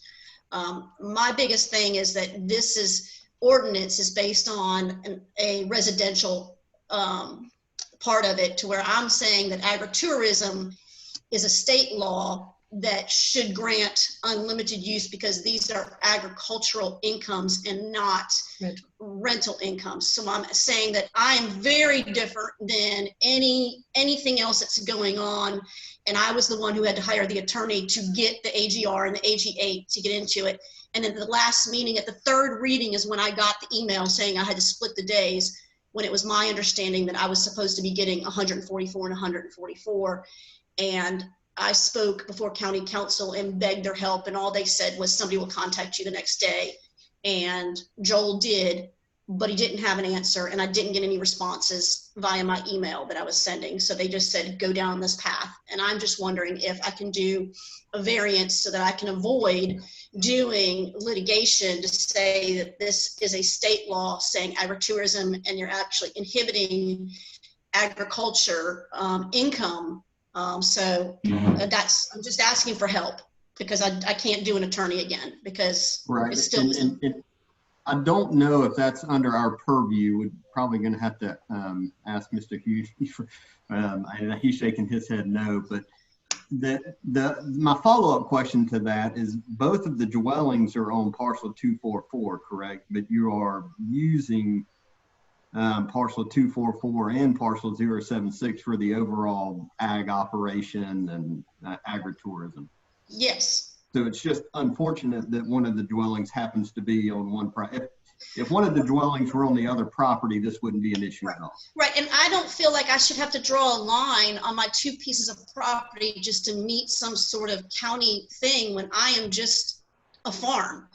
I feel like I shouldn't have to pay an engineer to come zoom and pull out this parcel and make this and make that, when it's who we are and it's what we're doing. It wouldn't change anything of what we're doing. We're still going to do agricultural farm stays, whether I have a little piece of parcel that's part of the 32 or part of the 10. I just feel like it's wrong to make farmers double work what I'm already trying to do here to save Johns Island, and so I don't have to sell that 10-acre plot.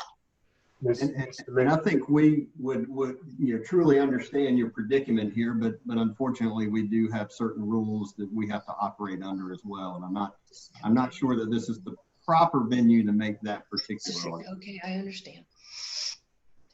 Tell me you understand. All right, I understand. I'll continue and just try to do the 144 and then see if I need more help from whatever avenue next. Is a variance possible? The board hadn't voted yet. Mr. Borkin. I can answer her question about variances are not allowed from Chapter 6 use conditions. And then specifically when County Council made it really clear in the October 21st revision to the original SCR that you cannot have any variances from the SCR requirements. So that's clear, but the good news is there hasn't been many concerns about this. I've heard only positive things about this. So the ordinance can always change in the future. If if the county council is willing to change it. Mr. But currently that's where we're at, so, and.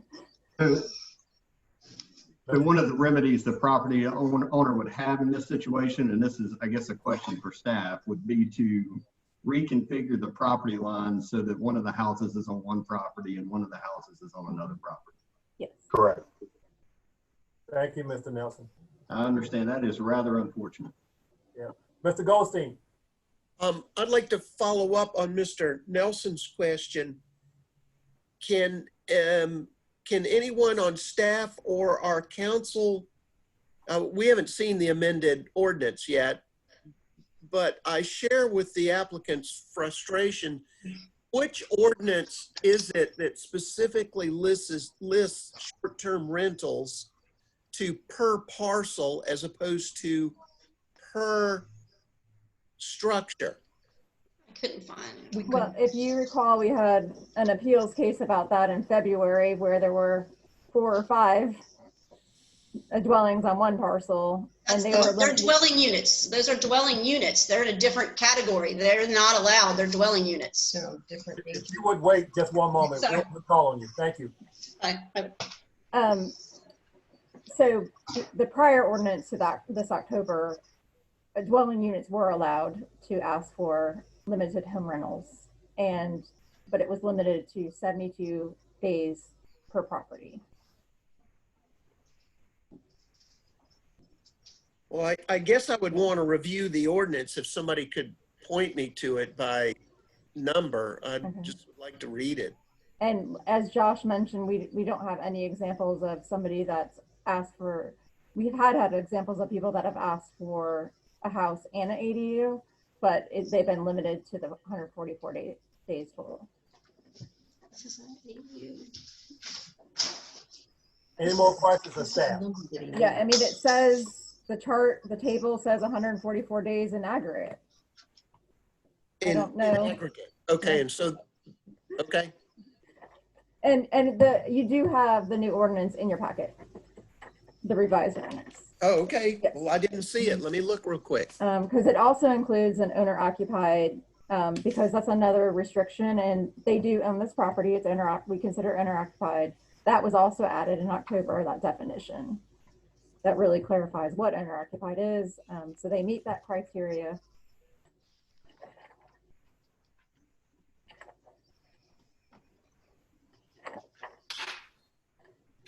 I'm sorry, Mr. Borkin, I dropped my head to read. Go ahead. Just real quick, Ms. Working? Yes. We had a discussion about the extended home rentals and all that, and also the tax assessment for primary residents.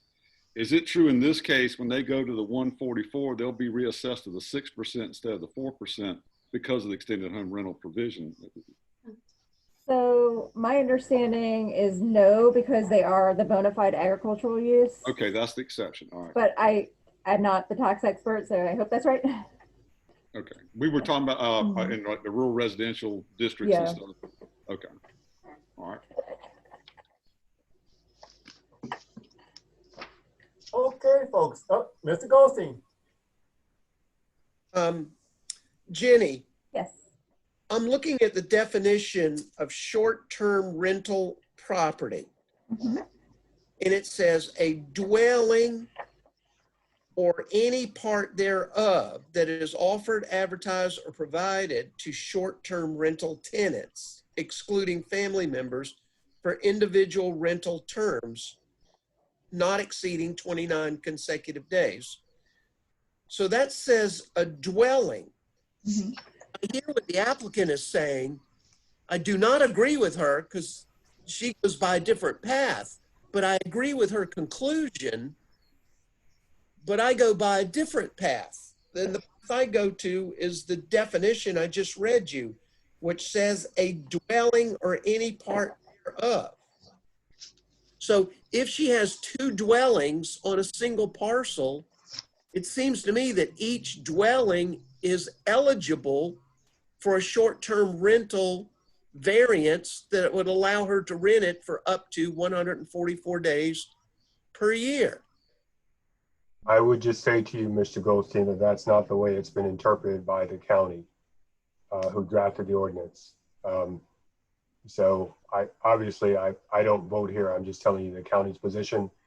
And I would interpret that as saying either they're using the whole dwelling or a room or two within a dwelling.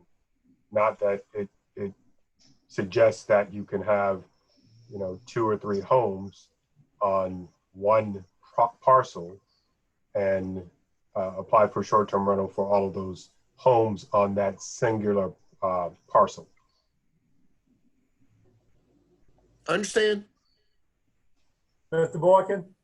Mr. UG, is it possible that County Council's intent was to try to not create a situation where there were multiple dwelling units on a sole piece of property, especially in the ag preservation area where it's more rural and less intensive, to basically prevent someone from circumventing the commercial guest house zoning and basically having a Motel 6 on their property by the ability to extend that many rental nights over all those dwelling units on one sole piece of property?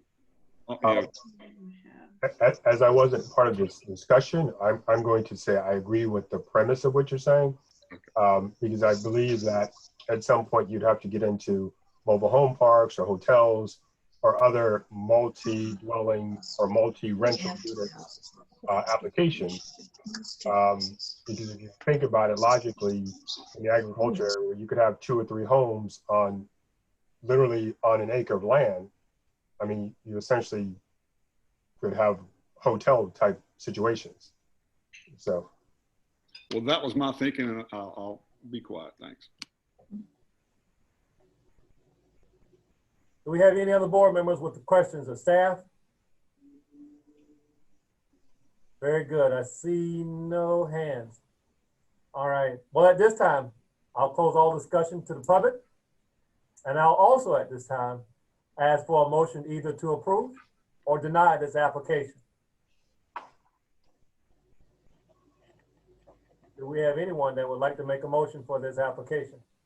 Oh, I see Mr. Freeman's hand. Barely. Mr. Freeman? Okay,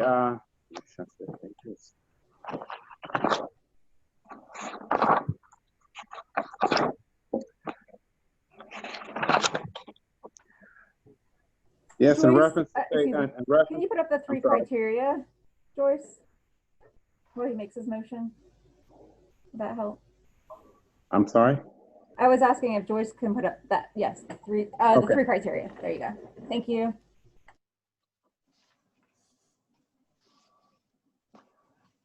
Okay, in reference to case number BZA 10-20-00425. Criteria number 1 is compatible with existing uses in the vicinity and will not adversely affect the general welfare or character of the immediate community. Criteria 2, adequate provision is made and or exists for such items as setbacks, buffering, including fence and landscape to protect adjacent properties from the possible adverse influence of the proposed STRP use, such as noise, traffic congestion, trash, parking, and similar factors. And criteria 3 complies with all other applicable rules, regulation, laws, and standards of this ordinance, including but not limited to any use conditions, zoning district standards, and applicable STRP site plan review requirements of this ordinance. In addition to the staff recommendations, number 1, prior to zoning permit approval, the applicant shall complete the STRP limited site plan review process. Number 2, the use shall comply with all requirements of Article 6.8. Number 3, the parcel TMS number 275-0000-224 shall not be used as a short-term rental for more than 144 days in the aggregate per calendar year. And number 4, the property owner shall be responsible for ensuring that tenants comply with the Charleston County Noise Ordinance. Okay, you've heard this motion. Do we have a second? Ms. Lettner, I see your hand. So this application I have a motion and it's been properly seconded. Can we have discussion? Discussion. I plan to vote for Mr. Freeman's motion in support, but I also would make clear that even though my high school guidance counselor told me I was obviously not college material, that I agree with the applicant, that I think the intent of the ordinance is per dwelling, but I also agree with Mr. UG and Mr. Boykin that the purpose of the ordinance is not to allow a property owner to take advantage of the short-term rental provisions and create a basically hotel operation on a piece of property. But I think the answer to that is that the board could address that on a case-by-case basis and deal with it that way in our discretion as a quasi-judicial body. So I plan on voting for Mr. Freeman's motion, but I just wanted the applicant to hear this because I think that she has fallen through the cracks in what the county intended in the relaxation of the rules and bringing the AG8 zoning district into the zoning classifications deemed acceptable for short-term rental. So I don't know if that provides any measure of solace to her or not, but I feel like she's getting squeezed in an unintended way. Thank you, Mr. Goldstein. Any other comments, questions, discussion? Ms. Working, would you please call the roll for the vote? Mr. Ray? Aye. Ms. Lechner? Aye. Mr. Boykin? Aye. Mr. Freeman? Aye. Mr. Goldstein? Aye. Mr. McConnell? Aye. Mr. Nelson? Aye. And Mr. Woodall? Aye. Okay, it's unanimous approval with the 4 conditions. Very good. Well, ladies, congratulations for getting your application approved. We do thank you for coming before this board this evening. Within 10 working days, you'll get notification from the staff letting you know the next steps in the process. But once again, congratulations. Yeah, sorry.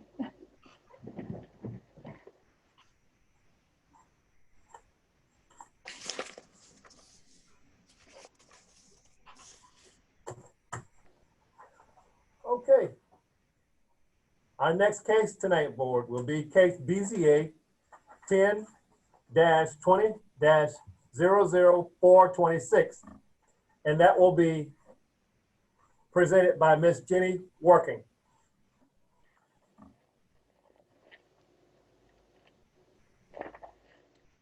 Okay, am I on mute again?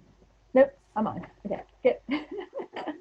The applicant and the property owner is Christopher Owens and Cameron Owens. The property is located at 8244 William Seaside Oaks Lane on Edisto Island, TMS number 02300000299. It's located in the agricultural residential AGR zoning district. The variance request is to reduce the required 50-foot front street side setback by 30 feet to 20 feet for a proposed accessory building. And this is the zoning section where the setbacks are required in Article 4.7. The subject property is again zone AGR. It's at the end of a cul-de-sac and it's surrounded by other AGR properties. This is the zoomed in aerial. You could see the pond. About half the property is covered with the pond. And zoomed out. Okay. And this is a picture of the subject property, the front. Another picture of the subject property. It's hard to see the pond, but it's there. And this is the William Seaside Oaks Lane.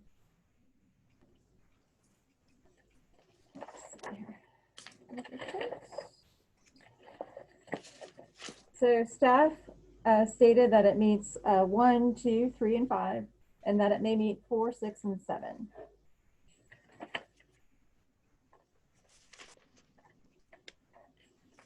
We don't have any proposed conditions. This is the site plan. And again, sorry, showing that accessory structure towards the bulb of the cul-de-sac and away from all the grand trees and near the bank of the pond. And then the plat, and this also shows the pond again. Do you guys have any questions? Very good, thank you. Does anyone, any board member have any question of staff? Very good. Ms. Worker, is the applicant available? Yes.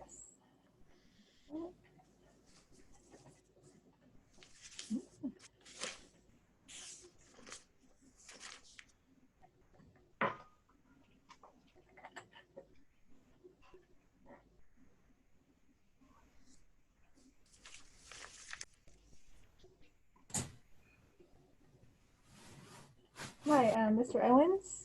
Yes, Okay, can you please raise your right hand? I will say the oath and you will say I do. I swear to tell the truth and nothing but the truth. I do. I do. Thank you. And please state your full name and current address for the record. It's Christopher Owens. My address is 103 Green Grass Road, Summerville, South Carolina.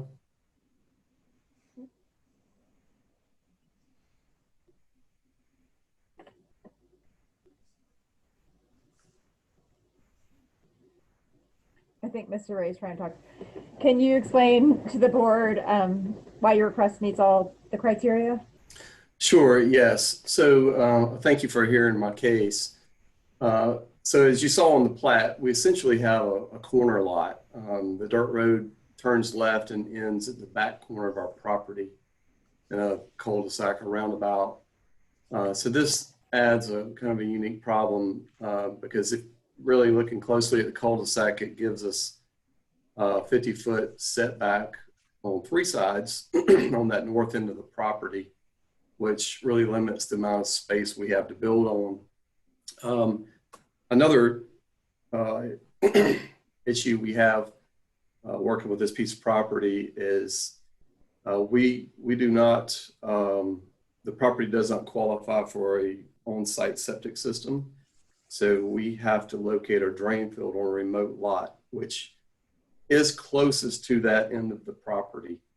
That is a little unusual. There's two lots that require that or have that lot, but we are the only ones who have to use it. So the closer we can build our structures to that, the more efficient the system will operate with less maintenance and of course be more cost effective to install. The other part of building up there on that end of the property is one of preference. We want to maintain the character of the neighborhood.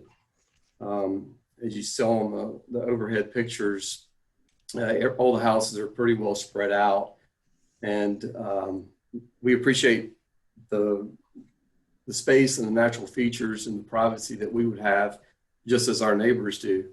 Our property has large open spaces as well as multiple grand trees.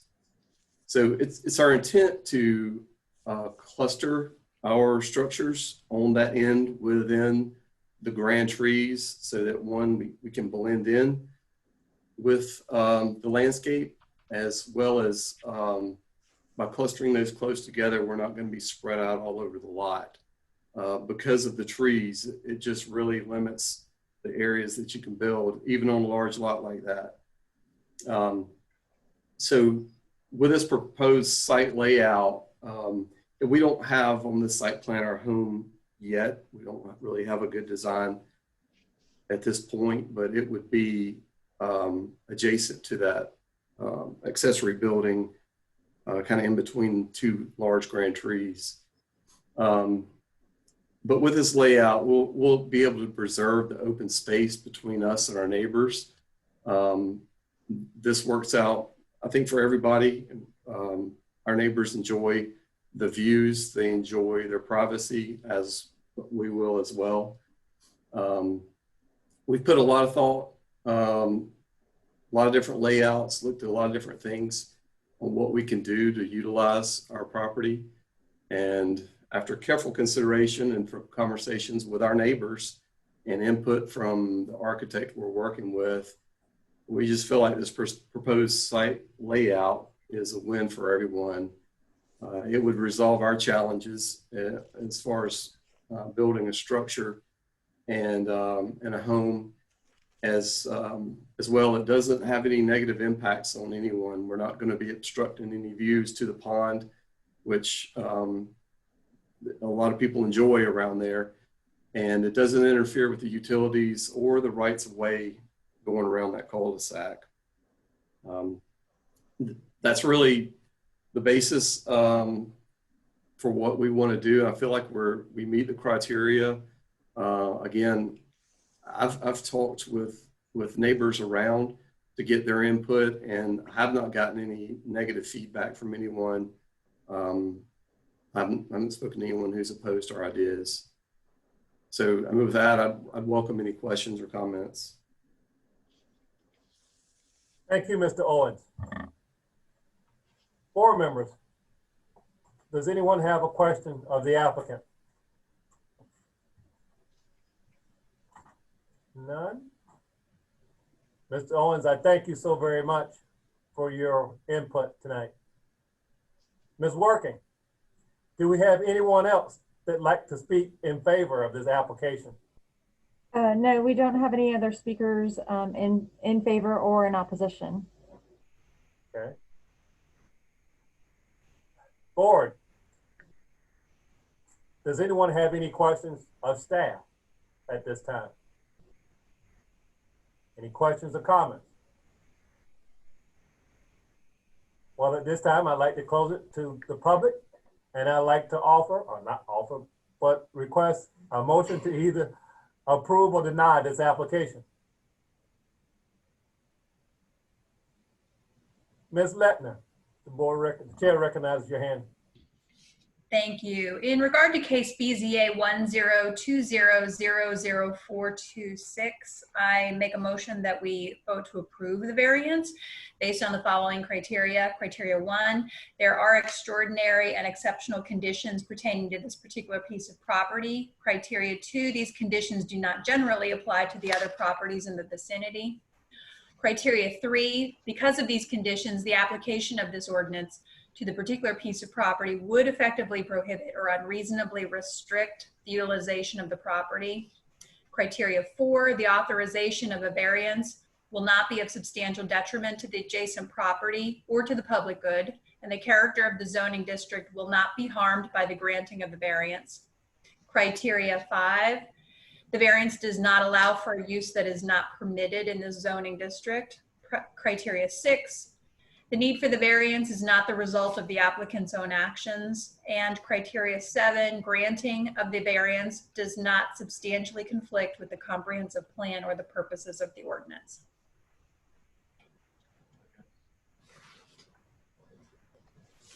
Thank you so very much, Ms. Lettner. So very well done. Do we have a second? Mr. Wardall, we have the second. Ms. Working, trying to find her. Oh, there she's in the middle. Would you please call the roll for the vote? Yes, Mr. Ray? Aye. Ms. Leckner?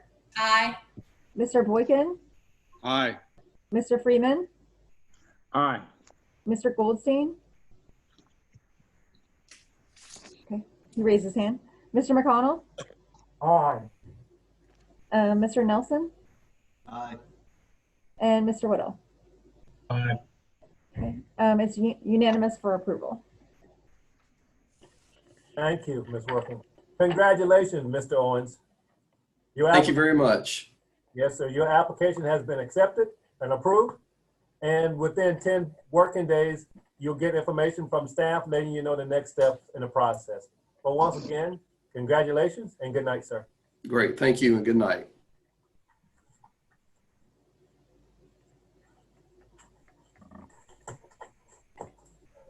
Board, we're going to do one more, then we might take a 5-minute break just for a moment.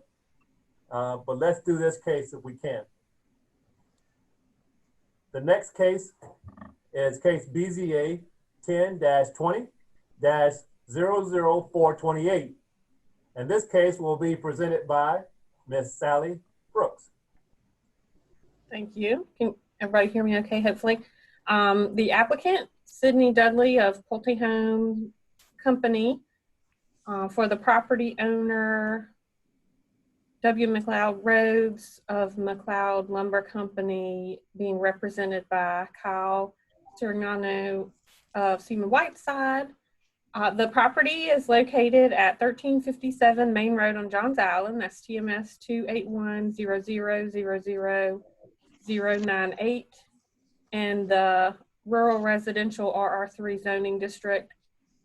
The variance request is to remove 2 grand trees for a proposed conservation subdivision entrance. The next slide will show you the ordinance section 9.5.4B and conservation subdivision, maybe on the next slide. Yeah, the section from chapter 8, section 8.15.3 that talks about the conservation subdivisions. Here's a zoning map of the subject property, which is in the subdivision preliminary plat review process for the development of Sea Island Preserve Phase 2A, which has 38 single-family residential lots. The larger overall subdivision master plan is 393 single-family residential lots. The entire project area is approximately 728.23 acres, of which approximately 296.7 acres are wetlands, which is about 40% of the site. As part of the requirements for the conservation subdivision, the applicant's intent is to preserve at least 50% of that overall acreage with a conservation easement. So the 34-inch live oak and the 48-inch double live oak trees are located at the proposed entrance to phase 2 of that project. The next slide. Here's an aerial of the subject property and a zoom out as well. And then we have some pictures. This is up from Main Road, and then pictures of the the 34-inch oak and a picture of the 48-inch oak. And then some other shots of the subject property, just the best we could get since it's wooded. So the variance approval criteria, they met the criteria, except for you take a look at criteria 3 and criteria 6. They may not meet those criteria. And then we have 2 conditions, if approved, that we have recommended for the board. Here's the site plan of the overall property and the conservation subdivision. So you can see this site plan shows the lots, and then the zoom in of the entrance there with the 2 trees in blue. And that's the whole thing. And then this is a part of the exercise for the conservation subdivision is all the green space in the conservation area. You can see that we work with them very intensely to locate the areas that would be best for conservation, and you can see that in green there. And then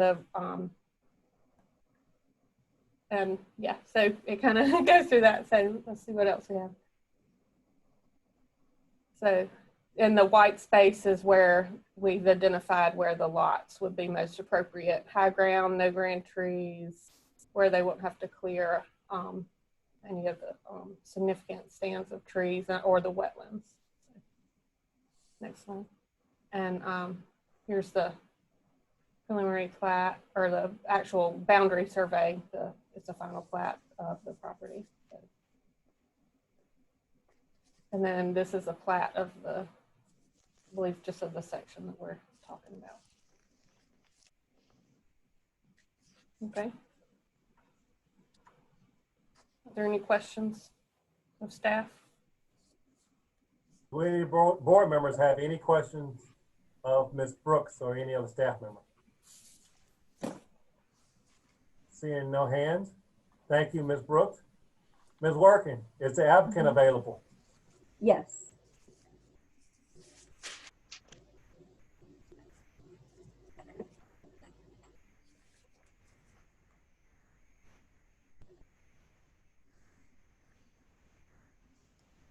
Okay, Gary Collins, are you in the room? Yes, can you hear me? Yes. I will wave. Okay.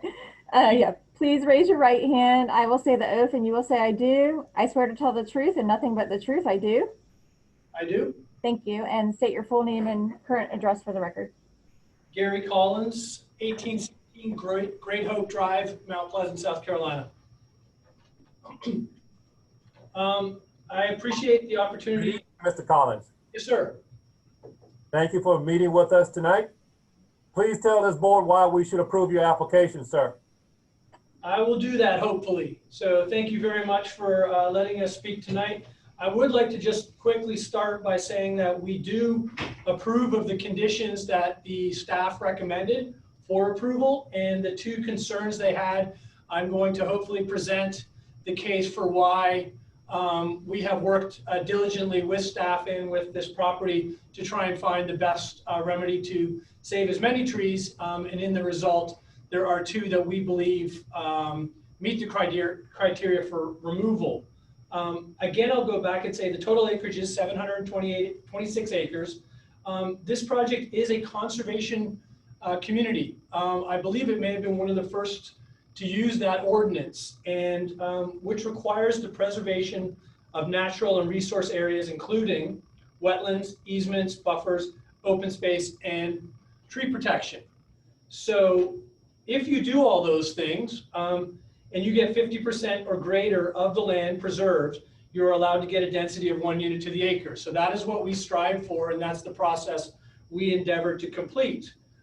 This neighborhood does meet those criteria, as Sally had mentioned before. Greater than 50% will be put in a conservation easement. Part of that was we worked through a process that was a sort of series of overlaying of ecological maps. That included taking our survey. It took our wetlands. It's sort of the last exhibit or secondary exhibit that Sally had shown. I don't know, Jenny, if you're able to put that back up, but we looked at the wetlands. We looked at the buffers and setbacks. We took all the property buffers and setbacks. Yes, thank you. And then we went and looked at the tree protection areas, and those are sort of the black or the dark blue colors. Those are all the trees, grand trees and others that we grouped in areas for resource areas. So the tree protection areas are identified with clusters of grand trees along with large shared resource areas. One note to say is of the 714 grand trees graded C or greater, we were able to save 712. So the two trees in question are of 714 that we did preserve graded C or better. We then did an overlay that connected all the green spaces to those resource areas. We added trails throughout the neighborhood, and those again connected those areas. One thing that we did add that is not necessarily part of the ordinance currently, but will probably be added later on, is we reflected or reviewed the Dutch dialogue study for water and development in the low country. And that says that 0 to 5 feet should be wet areas and preserved. Elevation 6 to 10 should be ecological, and that's where we have our stormwater, some of it located. 11 to 15 feet are transition, where moderate residential and areas can be developed that respect the land and use elevated homes. That we did. And then 15 plus is appropriate for residential areas. And that mapping on this is essentially the yellow areas and really shows what Sally had shown on the other drawing, where all the green space, when we laid over all those overlays, we looked at where the best opportunities were for development. And that's where we put the plans. And last but not least, comparable to some other developments, we looked at where the roads went last. So we took all those conditions and then we looked at the roads. So specific to the reason we think we meet the criteria of access and where we could actually put this road, we looked at Main Road and we looked at a number of different ways to access this property. And between the wetlands along this whole edge, the preservation areas, and then to the north an overlay commercial area that would restrict where we could actually have separation from driveways per ordinance. We presented a plan in combination with review from our traffic engineers, Ramey Kemp, that the ideal location was adjacent to Black Pen Road. From a standpoint from safety, from alignment with the road, a true intersection and not having offset alignments, and also from a visibility standpoint. We also looked at, from our traffic impacts analysis, that there was going to be a required turn lane.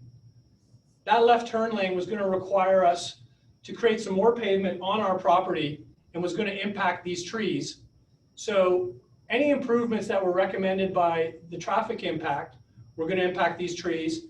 And then the safety issues that we addressed also impacted those two trees with where the ideal location to the entrance to this property. So we did then submit that traffic impact analysis to SCDOT, who reviewed it and agreed with the recommended location. So again, I would go back. We agree with the staff comments for the required mitigation and the installation of tree barricades. But we do believe we have gone through a number of efforts to save as many trees throughout the whole property and to provide the best access from a traffic and a safety standpoint. And that's why we're requesting these two trees to be removed. Thank you. Thank you, sir. Thank you, Mr. Collins. Board members, is there anyone that might have a question for Mr. Collins? Mr. Boykin. Good evening, Mr. Collins. How are you? Good, thank you. I've spent a good bit of time looking over the supporting documentation that's provided, and I got to say that on its face, I'm very impressed with the thought process and the planning that's gone into this project. I'm also thrilled that you went down the conservation subdivision route rather than a regular plan development. I actually rode out to the sites where your north access and your main road access are coming on the main road and looked at them today. I guess I wanted to ask you, do y'all have an estimation? I mean, with the conservation subdivision, you can do, I guess, 220% because of the amount of area and land that you've protected and conserved. Are y'all going to have about 200 lots or housing units on the property? It'll be 1 per acre is what we're able to achieve and what is our total lot count? Just over 400. So it'll be just over 400 on the whole property. Okay, 400. Okay, lots. Okay, thank you. The other thing I was looking at, and I see your point exactly with having to have the turn lane. And I also noticed, if I'm not mistaken, the 2 access points are going to be, one's cross from Back Pen. Is the other one going to be down right near Marianne Point? Yeah, Amber Street. Yeah, which is right. One just a little way above, right, just above it.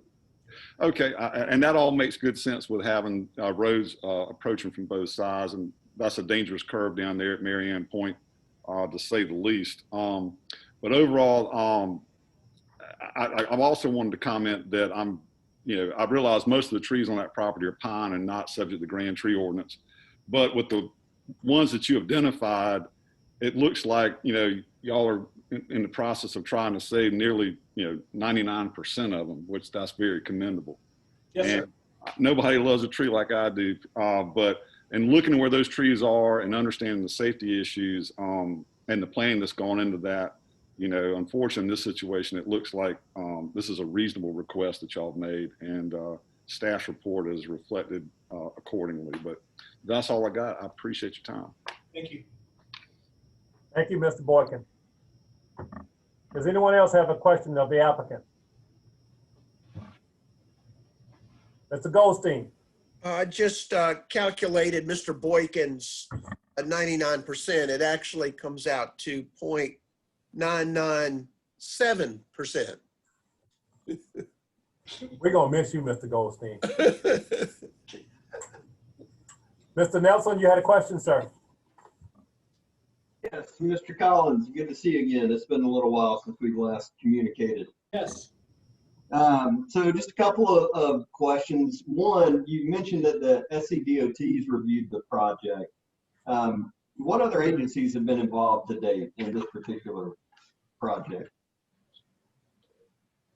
Charleston Planning, County Engineering, Charleston County Stormwater, DHEC, St. John's Water.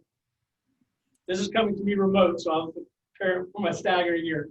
But those are the other organizations that have reviewed this plan.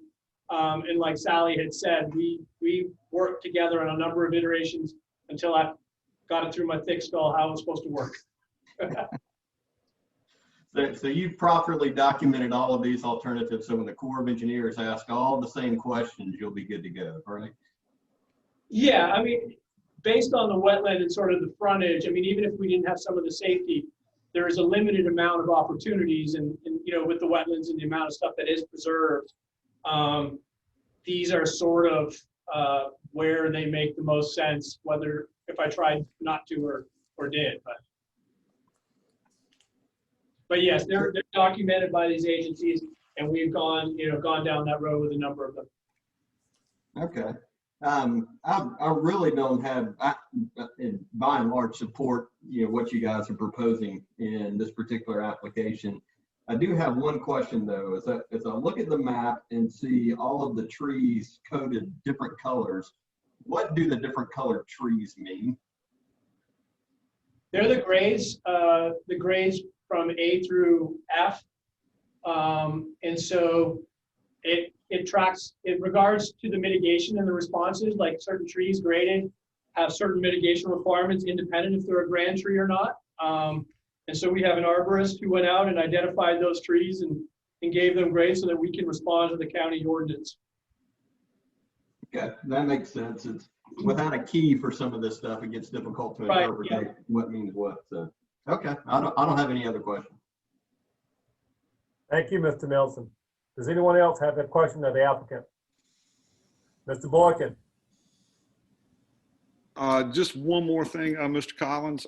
If I'm looking at the overlays and everything and the way the planning has gone into this, that y'all are making every effort to maximize use of the higher elevated lands, will this significantly reduce, I guess, any fill and build type situation to rehabilitate property to make it suitable to build on? Yes, sir. I mean, part of what, when we were able to do some of the soil studies, it also helped us identify areas where, a lot of the road sections and stuff are going to be pretty consistent and we're not going to have to do much of that. I mean, it's a fairly natural road section as well. And we're going to have part of the ordinance is pervious, driveways and things. So the soil is very good for a lot of that. So there's not a lot of need to do anything regarding sort of fill and build. Thank you, sir. I appreciate it. Yep. Thank you, Mr. Boykin. Anyone else? Thank you, Mr. Collins, for your comments tonight. Welcome. Thank you. Ms. Workin, do we have anyone else to speak in favor of this application? Mr. Collins, is David in that room? Yes, I'm here. He is. Okay, does he want to speak? No, I was only going to respond to questions as needed. Okay. Sid Dudley? Does he want to speak? I'll find out. He's not with us, but. Okay. Anyone else with you that needs to speak or wants to speak before I mute you? Okay, I'll put on Sid.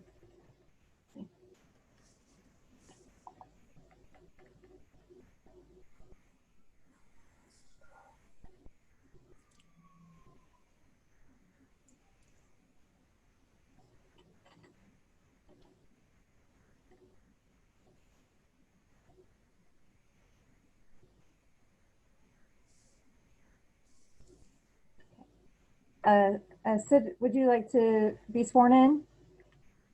Yes, please. Okay. Please raise your right hand. I will say the oath and you will say I do. I swear to tell the truth and nothing but the truth. I do. I do. And state your full name and address for the record. Sidney Dudley, 413 Wedgewood Street, Charleston, South Carolina, 29407. Good evening, Mr. Dudley. Good evening. How are you, sir? I'm well, thank you. Mr. Dudley, please tell us why this board should approve this application. Yes, sir. I'd like to first thank you all for taking the time to hear us this evening. You know, I think Gary did a great job covering the project for us. We've been working on this for quite some time now, about 6 months with the county, going through the land planning process and making sure that DOT, you know, we touched base even before we got into the land planning itself and did like a general coordination meeting with them as part of the meeting with Sally and her team.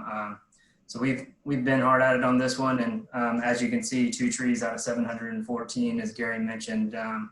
We've tried to really take this conservation community to heart and deliver the best product for the county and for our future buyers. So thanks for hearing us tonight, and look forward to hearing the results. Thank you. Thank you, Mr. Dudley. Board members, do we have anyone that has a question for Mr. Dudley? Thank you, Mr. Dudley. Thank you. Ms. Working, do we have anyone else? You're muted, Ms. Working.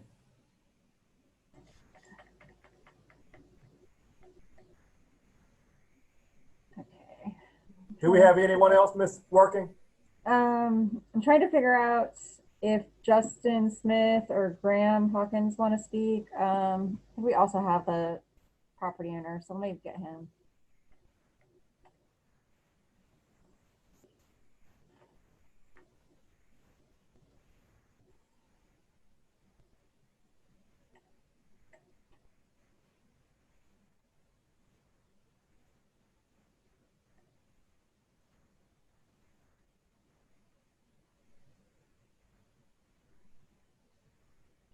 Is that Malcolm? I think everybody else from our team's good to go. Okay. So no more speakers? No, ma'am. Okay. All right. Thank you. Ms. Working, do we have anybody to speak in opposition? No, we do not have any speakers in opposition. Thank you so very much, Ms. Working. Board, do we have any questions, comments, concerns? Any questions for staff?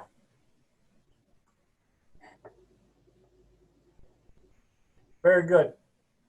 At this time, I'd like to close this application to the public and ask for a motion to approve or deny this application. Mr. Nelson. Mr. Boykin, Chair recognizes you, sir.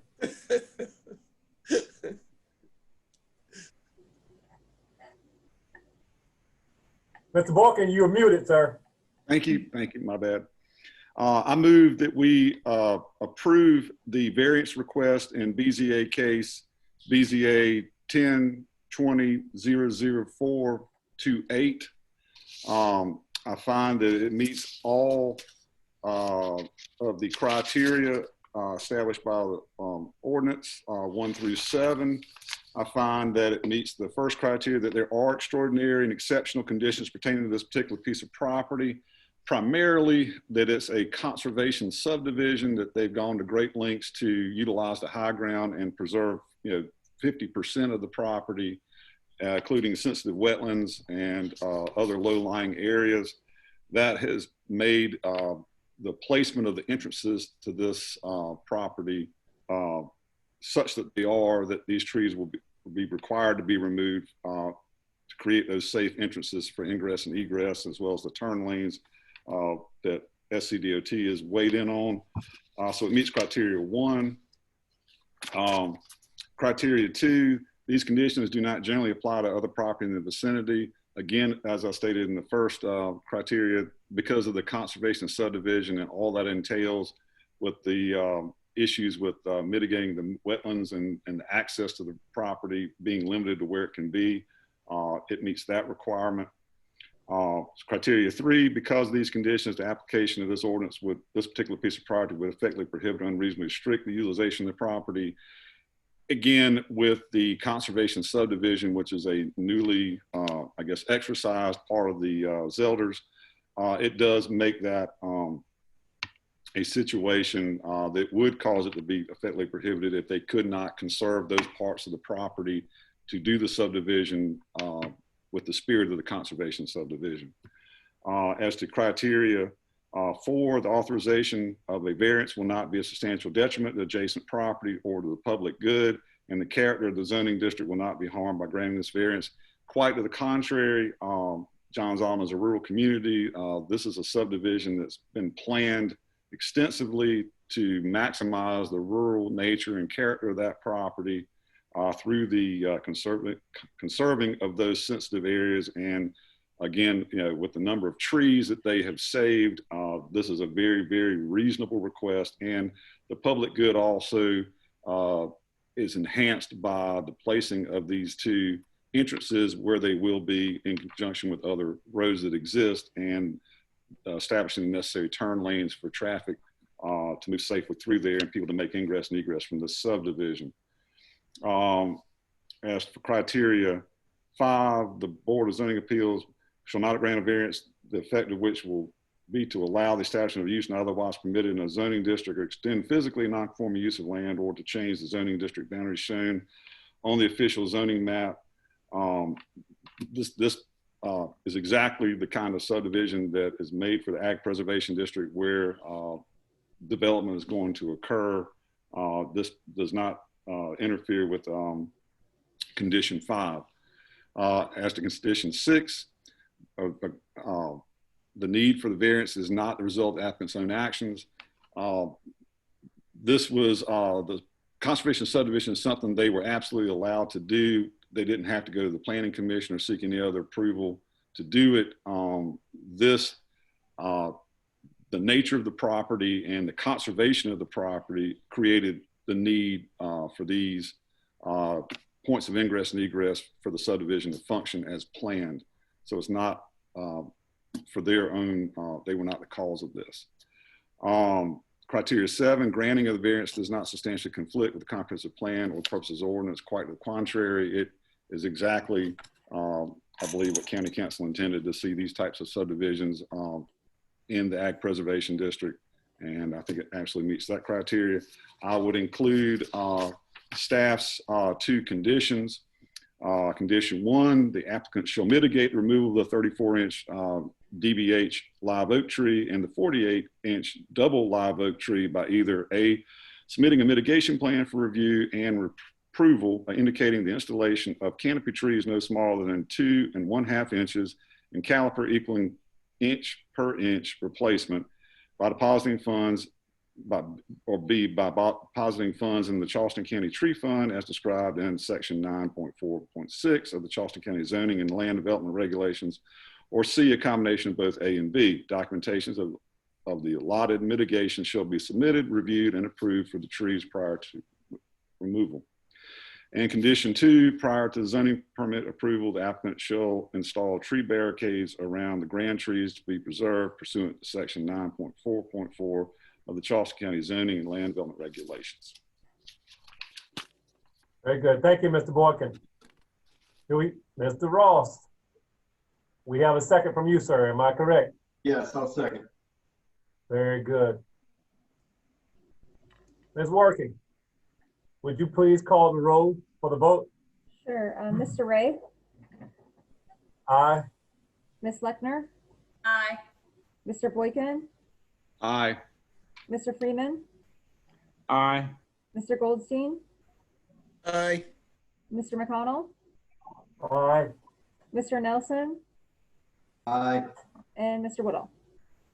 Aye. Okay, unanimous approval with 2 conditions. Very good. Mr. Rhodes, congratulations. Your application has been approved. Within 10 business days, staff will contact you, letting you know exactly what the next steps are. Once again, sir, congratulations and good night, sir.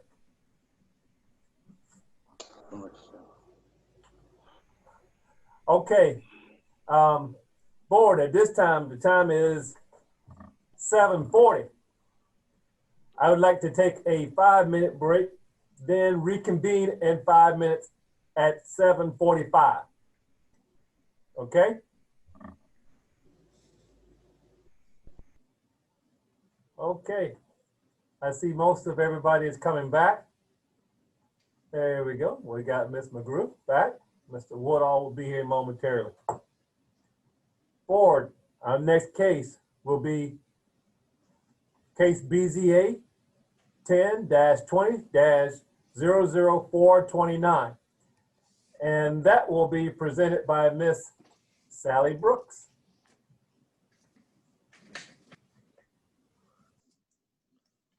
Thank you. The applicant is Michael Harper of Coleman Holdings LLC. The owner of the drainage easement is Charleston County Public Works, and the representative for the case is Virginia Skidmore with Seaman Whiteside. The property is 429 Broadway Street in the East Area, Charleston County, TMS 51706000077 in the zoning district, the Mount Pleasant overlay zoning district in the community commercial area. The request is to encroach upon the protected area of a 38-inch DBH grand oak tree in excess of 25% in order to upgrade an existing storm pipe located within a Charleston County drainage easement. The next slide will show you the sections of the ordinance in Chapter 9, Section 941C, and 944 and 945B. So per the applicant's letter of intent, the town of Mount Pleasant Stormwater and SCDOT are requiring upgrades to the existing 18-inch RCP storm pipe within a Charleston County drainage easement to a 24-inch GRCP storm pipe. The existing pipe that is to be replaced is within the project in the protected root zone of the requested tree. The upgrade will support the Broadway self-storage development proposed across Broadway Street, which is within the town of Mount Pleasant. So here's the zoning map showing the subject property and Broadway Street, and then all the properties in white are the town of Mount Pleasant. The properties in red are unincorporated Charleston County within that community, that community commercial district. So then you'll see the aerial photograph. So if you were trying to figure out which tree it is, it's the one up at the corner of the property close to the road, Broadway Street. So looking at the aerial. Okay. And then a zoom out of the property. And here's the overlay district map. And then here are some pictures from the site visit of the tree. More pictures of the subject property and then the surrounding properties and Broadway Street. So here are the variance approval criteria, and they did meet all the criteria. And then we have 2 conditions that we recommended, or that staff recommended if the variance is approved. And here is, okay, so let me explain. So here you can see it's very light. The subject property has a yellow kind of circle. That's where the tree is, and you'll see pictures of the tree on either side of that, where that yellow circle is. And then across the street, you can see that's the future site of the redeveloped. And you can see the connection across Broadway Street. Okay. And then here's a plat of the subject property. It's oriented a little different, so it's kind of flipped upside down from the other plan that you just saw. All right, I'll be glad to answer any questions.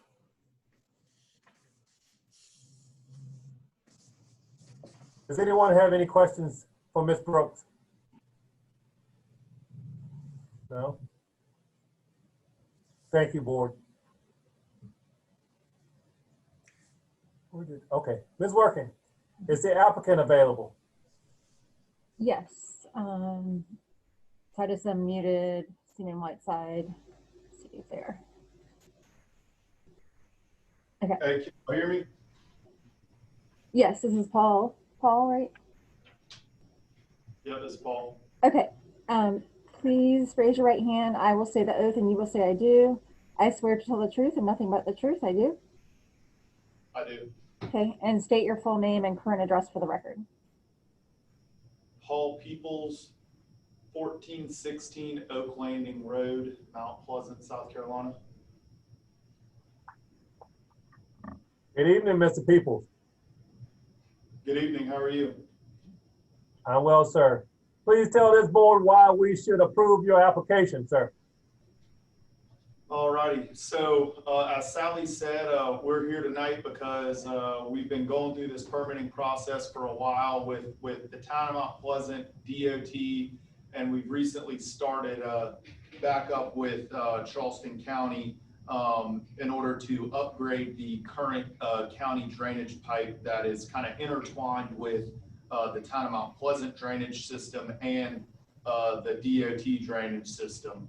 And currently the system is undersized, not meeting the DOT or the town of Mount Pleasant stormwater guidelines. And unfortunately, due to the proximity of a grand oak tree, the protected zone is fully encompassing this drainage easement. Although we are asking for removal, the intent is to save the tree, and we feel very confident that the tree will live. And we have met on site numerous times with Natural Directions to come up, and they've come up with a plan to treat the tree before, during, and after construction, and in an effort to keep the tree alive. And any modifications to this drainage run, whether they be by us, the county, or any other potential development that's forthcoming, they would all have to do what we're here asking for tonight. This property is extraordinary and exceptional because it has 3 different stormwater jurisdictions, DOT, Charleston County, and the town of Mount Pleasant. It is also unique because this system was put in place over 50 years ago when the developments were originally done, and this grand tree has grown significantly over the years to now come in contact with the Charleston County drainage easement. These conditions do not generally apply to other properties because basically this is more or less a donut of county property all along Broadway Street. You have one side being Charleston County and the other side being the town of Mount Pleasant. And most areas don't have town of Mount Pleasant pipes entering DOT pipes that the very last pipe is actually a Charleston County pipe.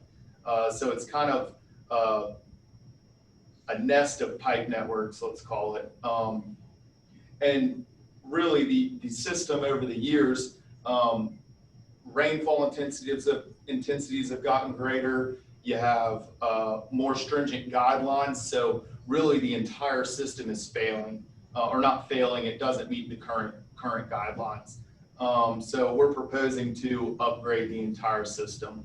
The application of this ordinance to the particular piece of property would effectively prohibit or unreasonably restrict the utilization of this property. And that's because, like I stated earlier, any developments tying into this network, which is the entire Broadway Street block, they all have to tie into this drainage network, which currently doesn't meet DOT or town of Mount Pleasant requirements. So really you can't get any approvals from a stormwater standpoint if you don't upgrade this system, which unfortunately has a county line. This variance will not be of substantial detriment to the adjacent property, and it's basically kind of like what Sally pointed out, is the tree is kind of in a corner on the property. It's screened by buildings, fences, other trees. It really will not have any negative impacts to the surrounding property. The need for a variance is not the result of applications of the applicant's own actions, and really it's because we actually had a network or a drainage system that directly outfalled into the county pipe network that we were running up the ladder, and DOT denied it because they didn't want to have any additional pipes in the DOT right of way. So what it came down to was that they are requiring us to upgrade the entire system in order to meet their requirements, and in order to do so, we have to upgrade this line. Granting this variance will allow the town of Mount Pleasant to develop their comprehensive plan of really revitalizing Coleman Boulevard. It has to be done if you want this section of Coleman Boulevard to be revitalized, as well as any of the county properties on that street. We also thinks it meets the vision of the Charleston County Comprehensive Plan by both maintaining the natural scenic beauty, which is this oak tree, as well as promote a vibrant business climate by allowing the redevelopments to occur. As discussed, this drainage upgrade is much needed, not only for this development, but any development in this area. It doesn't have any negative impacts to anyone around it, and it'll strictly increase the drainage in this area and prevent potential issues that may arise from increasing rainfall and stuff like that. So it really would be a benefit to the entire community, and we're happy to answer any questions that you may have. Thank you, Mr. Peoples. Thank you. 4 members. 4 members. Does anyone have a question of Mr. Peoples? Anyone? Thank you, Mr. Peoples, for your testimony tonight, sir. Thank you. Ms. Workin, do we have anyone else to speak in favor of this application? Yes, we have several. The next speaker is Rusty Bennett. I'll put him on.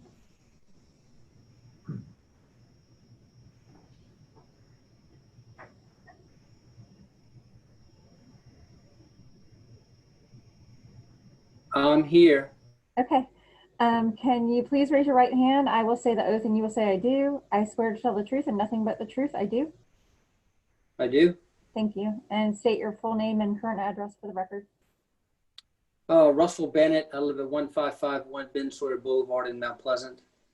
I won't repeat. Good evening, Mr. Bennett. Thank you. Good evening to you. Good. Mr. Bennett, please tell us why we should approve this application, sir. All right.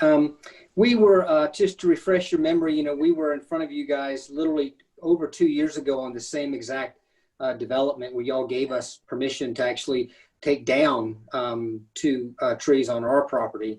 Again, we are not taking down this tree. We are simply enhancing, enlarging the drainage easement, the county's easement that runs right next to this tree. And based on our arborist rule, we should easily be able to save this tree. As Paul said again, this is not only vital for our project, it's vital for the entire area around there, all of Broadway, both counties, properties that are in the county, as well as properties that are in the town of Mount Pleasant. So nothing else can be developed in that whole area until this drainage easement is enhanced. I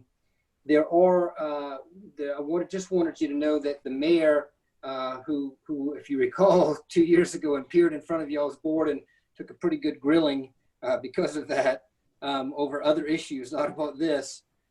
He was on the phone for 2.5 hours and had to leave. And I just want to read you briefly a text that Mayor Will Haney had sent me in his support. The text reads, "If I have to go, please relate to them that I am in support and have worked in good faith for over 2 years to get this project completed. I ran out of time 2 hours and 15 minutes into the meeting, but gladly waited because it's that important." That's a direct quote text from Mayor Will Haney of Mount Pleasant. We do have, I don't know if they've signed in, but we do have both the property owner who the easement runs through, Mr. Ballantyne, as well as the adjoining property owner of the property next to that. It's all in the county that that are prepared to speak in favor of this. So this is good for us. This is good for the county, good for the town, good for all the surrounding property owners. We appreciate your consideration. Thank you, Mr. Bennett. Do we have any board members that has a question for Mr. Bennett? I see no one that has a question for you, Mr. Bennett, tonight. Thank you so very much for your testimony. Thank you. And the facts that you bring tonight, and from the information that you've given to us from our mayor. Thank you. You're welcome. Ms. Working? Okay, Ms. the Working? next speaker is Mr. Harper.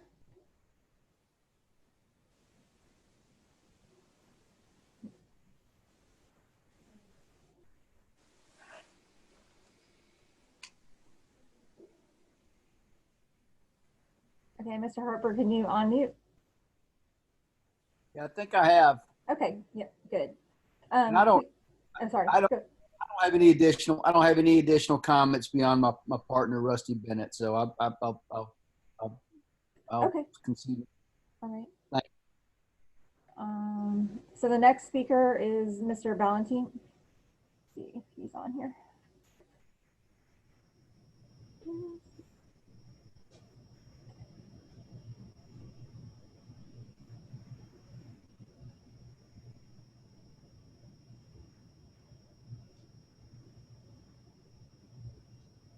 Okay, Mr. Valentine? Down there yet? See him.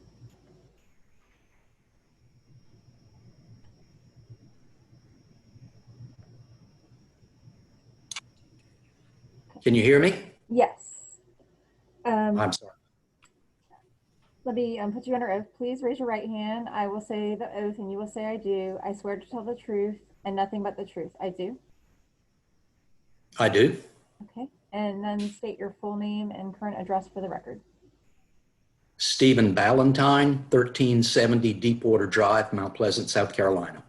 Okay. Good evening, Mr. Valentine. Good evening, sir. Good. Thank you for coming to speak with us this evening. Please tell this board why we should approve this application, sir.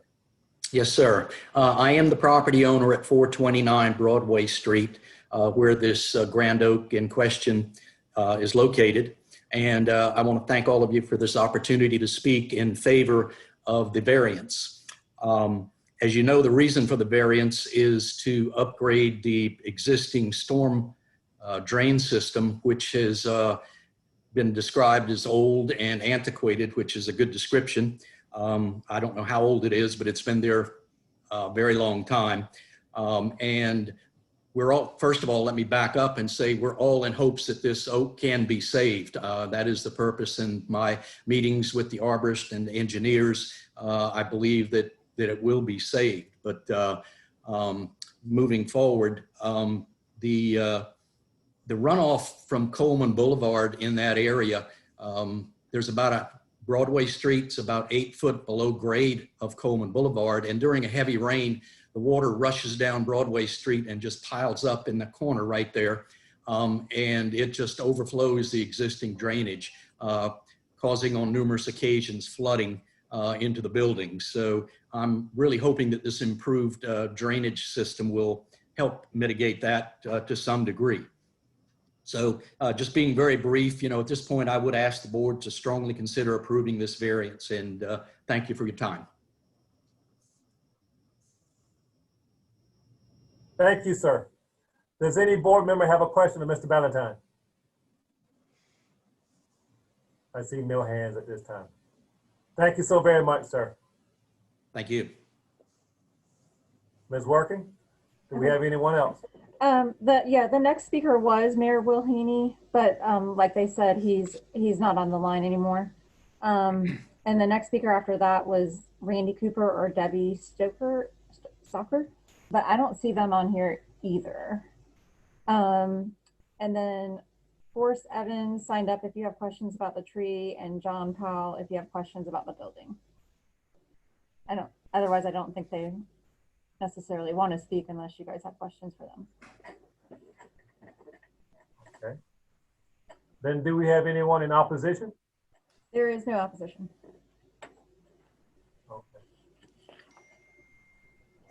Board members, do you have any questions of staff?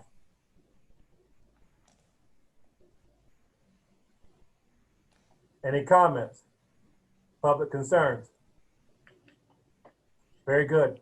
I'll now close this application to the general public.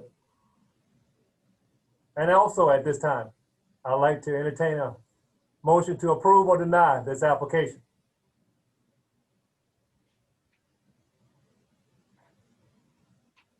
Is that Ms. Lechner's hand I see? No? I'll take this. Okay, who said that? That was Ross. All right, Mr. Nelson. All right. In case BZA-10-20-0049, I make a motion that we approve the variance request. Based upon criteria number 1, there are extraordinary and exceptional conditions pertaining to the particular piece of property. Condition 2, these conditions generally do not apply to other properties in the vicinity. Condition 3, because of these conditions, the application of the ordinance to the particular piece of property would effectively prohibit or unreasonably restrict the utilization of the property. Condition 4, the authorization of the variance will not be of substantial detriment to the adjacent property or to the public good, and the character of the zoning district will not be harmed by the granting of the variance. Condition 5, the Board of Zoning Appeals shall not grant a variance, the effect of which would be allowed to allow the establishment of a use not otherwise permitted in a zoning district. Condition 6, the need for the variance is not the result of the applicant's own action. And condition 7, granting of the variance does not substantially conflict with the comprehensive plan or the purposes of the ordinance. I think that the applicant has gone to great lengths to demonstrate that they meet all 7 of these criteria, and I do hope that in granting this variance that the improvement of drainage will be substantial in that area. I do recommend that both of county's conditions be placed on the permit. If the requested tree dies within 5 years of replacement of the storm pipe, the applicant shall mitigate the DBH of the tree by either A, submitting a mitigation plan for review and approval, indicating the installation of a canopy tree no smaller than 2 1/2 inches in caliper, equaling inch per inch replacement. B, by depositing funds into the Charleston County Tree Fund as described in section 9.4.6 of Charleston County Zeldar, or C, a combination of both A and B. The allotted mitigation shall be in place prior to its removal. In condition 2, the applicant shall follow the certified arborist recommendations as outlined in Seaman and Whiteside's letter submitted to the BZA.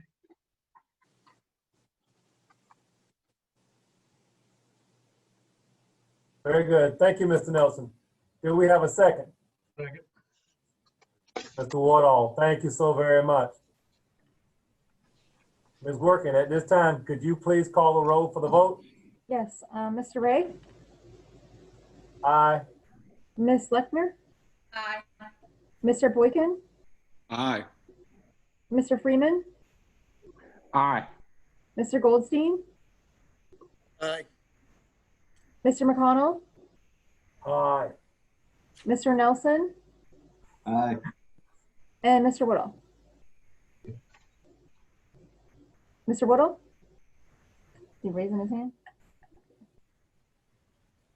Aye. Okay, thank you.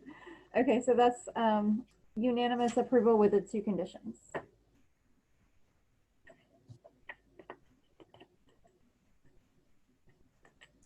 Very good. Once again, Mr. Peoples, congratulations. It was approved unanimously. Jumped that on that one. Late. Within 10 working days, someone from the county office will let you know the next steps and the approval, not the approval process, but the next steps that you need to take in order to move forward. And once again, congratulations. Thank you. Thank you.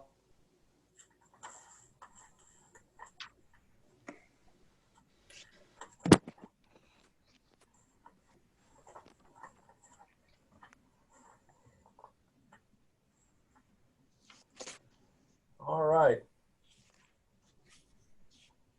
Board members. Next case we have tonight is case BZA 10-20-00431. And this will be done or presented by Ms. Jenny Workin. Okay.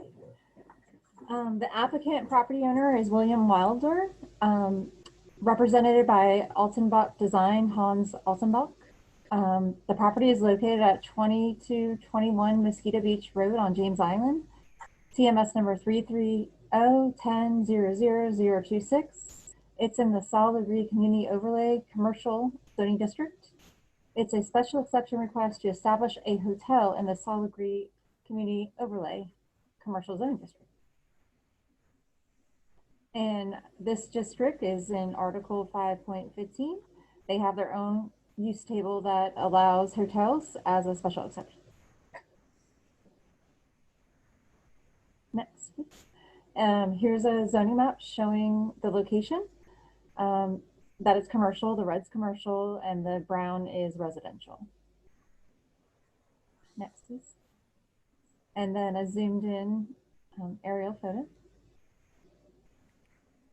And zoomed out.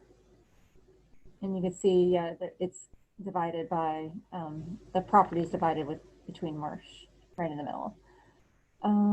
Yeah, next, that's the overlay district map for the whole road. This is a picture of the subject property. The hotel is called the Pine Tree Hotel. And they have gone through the historic approval process with the county and with the state. Okay, next. These are pictures of the hotel, the blue building. And this is the subject property snack bar at 2221A Mosquito Beach Road. And the existing restaurant at 2225 Mosquito Beach Road. And these are just photos of Mosquito Beach Road. And the 6 criteria. We said that the request meets all 6 of the criteria. We suggested 2 conditions if you choose to approve the request. 1, the applicant property owner shall complete the limited site plan review process. 2, any significant changes to the site plan will require reevaluation by the Historic Preservation Commission. And that's one of the conditions that the HPC board had. This is the site plan, which shows the hotel. All these buildings are on one parcel, the hotel, restaurant, and the snack bar. This is the survey showing existing conditions and the approved and recorded plat. Do you guys have any questions for staff? Board members, does anyone have questions for staff? All righty, thank you. Ms. Working, is the applicant available? Yes, get them on.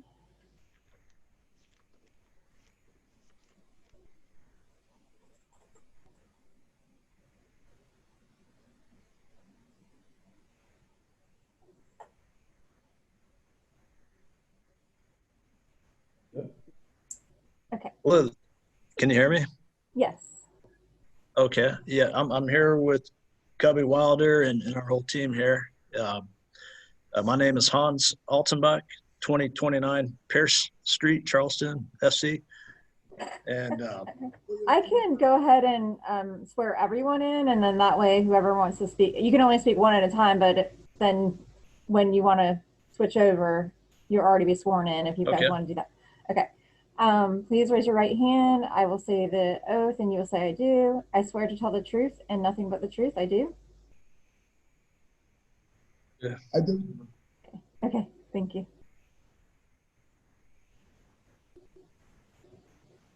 Please state your address. I think they might be frozen. Oh, okay. Oh, can you hear me? Yes. I'm here. Okay, mine is Hans Altenbach is 2029 Pierce Street, Charleston.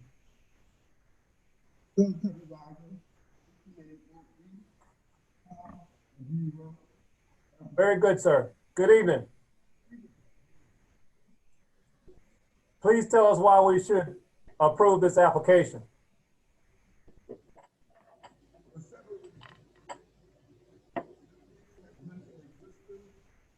Hello, are you there?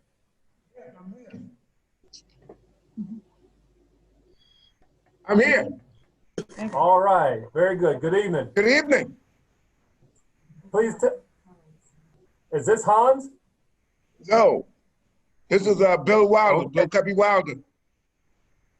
Mr. Wilder, you need to be sworn in, sir. I swore. I thought I was. I raised my right hand. I swore in everyone to save time. Oh, okay. Okay, let's take time. Thank you. Mr. Wilder, please tell us why this board should approve your application, sir. This application was in the making for a long time. Mosquito Beach was in existence from way back when it was an oyster factory down there. And the local people in the community was hanging out down there after the oyster factory closed up in the early 1920s, 30s. And from there in 1953, since the Jim Crow era was formulated, and we can go to Folly Beach for recreation. The black folks in that community was hanging out down on this place called, it was then called the Factory. And then when my uncle built a pavilion over the water, the name, and it was called Harborview Pavilion. And Mosquito Beach was born in 1953, and it's thrived to this day.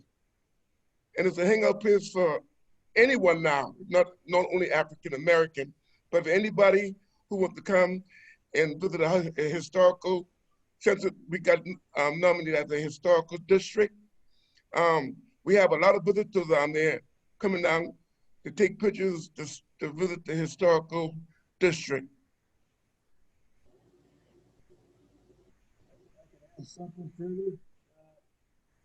Okay. Well, thank you, Mr. Wilder. Oh, yes. Wait one moment, if you don't mind. Board members, is there anyone that has a question of Mr. Wilder? Okay. There we go. We can see everybody now. Does anyone have a question of Mr. Wilder? I do. All right, Mr. Goldstein. Mr. Wilder, can you hear me? Yes. I just want to tell you, as somebody who is interested in history, I can't tell you how much, speaking on behalf of myself, how happy I am that you have been able to hold on to this property and that you are restoring it. I think it is probably the most significant historical structure in this area. I think it tells, like you say, the true story about the Jim Crow area. And that's an important story that needs to be preserved. And I commend you for taking the effort to do that. So good for you. Right, thank you.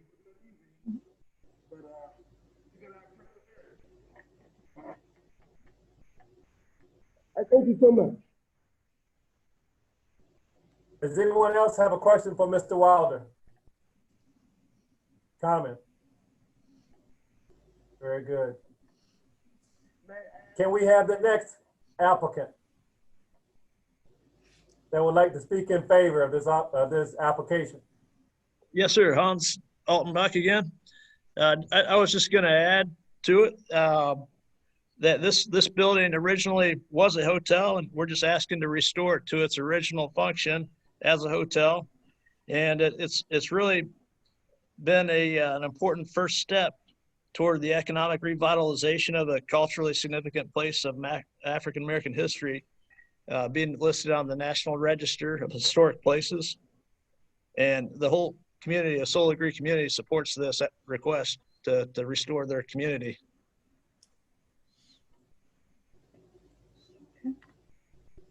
Thank you, sir. Do we have anyone on board that would like to ask a question of this applicant? I see no hands. Thank you so very much. You have someone else that's in the back. Would they like to speak at this time in support? Yeah, I haven't been sworn in, but my name is Kyle Taylor. And, you know, I just want to say that this has been. He needs to be sworn in. I'm sorry, have I been I'm sworn sorry, in? sir. I need to swear you in. If you don't mind, just hold on one moment, and Ms. Working will swear you in, please, sir. Okay. Okay, please raise your right hand. I will say the oath and you will say I do. I swear to tell the truth and nothing but the truth I do. I swear to say the truth, nothing but the truth, and I do. Thank you. Okay. Please tell us why we should approve this application, sir. Well, just to piggyback on some of what Cubby and what Hans has already said, this is a quite significant project. You know, as we said, the community is in complete support of it. This has been an arduous process. It's been a long time that we've been working on this through the historical, getting the designations and all the different grants that we've got. The building is in need of stabilization.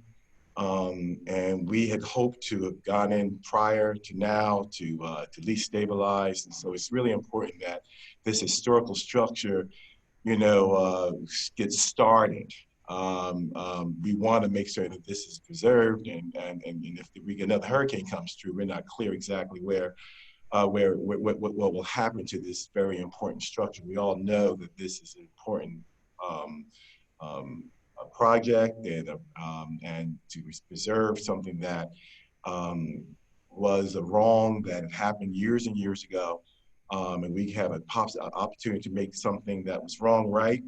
And a lot of people have dedicated a lot of their time and energy into making this happen. This whole group has subsidized their time in order to fit this budget and all of us to come in together. So we're doing this as somewhat of a, what do we call that? Like a pro bono sort of an aspect. So we've got a lot invested in this and a lot of time, and we just want to, we know that everyone feels that this is a significant project, so we just want to go through the process now and just get this thing hopefully approved so that we can move the pendulum forward.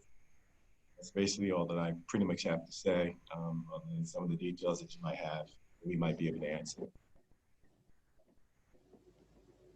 Thank you so very much for your comment. Do we have any other board member that'd like to ask a question? Thank you, sir. I take it that should be it. Do you have anyone else there that would like to speak in favor?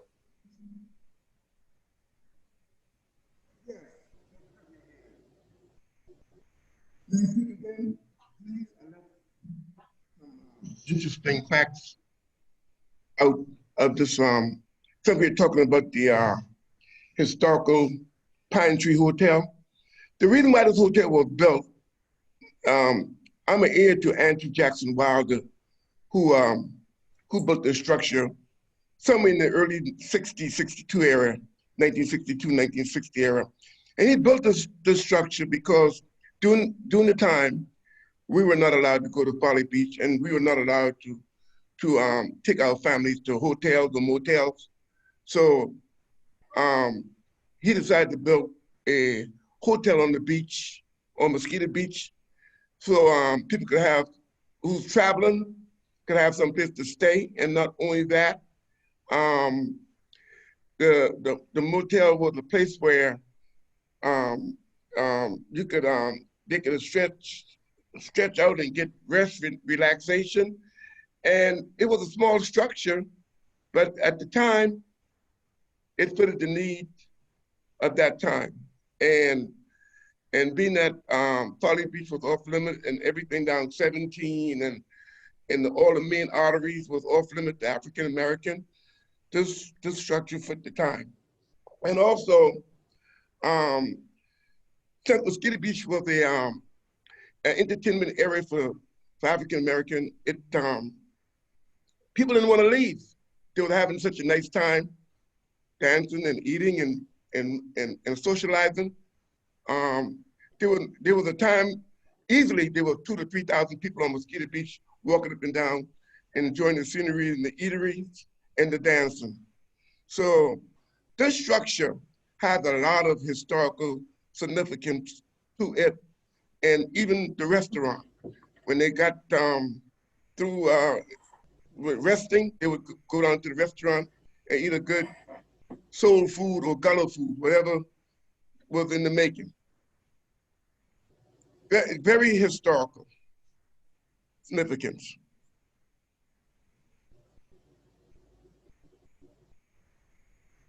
Thank you so very much, sir. I just got one question. How many rooms did the hotel have? The hotel at the time had 7 upstairs and 7 downstairs. And it had a community bath and community kitchen. It was a kitchen and a bath, downstairs and upstairs, and it was communal. Are there any plans to open the restaurant again? Oh yes, definitely. Very good. Now the restaurant is a separate structure now. That'd be the building on the side. That'd be 2225. And it's operational. It was operational until what was the story? Yeah, coded, yeah. Very good. We thank you for your testimony. Does anyone on anyone on the board has any questions of the applicant? Mr. Chair? Yes, Mr. Boykin. Yes, sir. Mr. Wilder, I'm Joe Boykin. I had the pleasure of meeting you back in 2018 over on James Island when you were running for the public service district over there. And I visited the Pine Tree Hotel on numerous occasions and got to be friends with members of the Richardson family that are part of the Saul Agree community out there. And I just wanted to say, I applaud y'all. This is such a worthy endeavor. I got the privilege to serve on the Progressive Club Board of Directors on Johns Island. I absolutely know how important that property is and what it means for our community to preserve it. And just want to say you got my full support and thank y'all for all the work you've done on this. Thank you. Thank you. Thank you, Mr. Boykin. We're having some technical difficulty right now, so I hope that all the board can still work through it and we can still move forward. Do we have any other board member that has a question to the applicant? Or for the applicant, I should say.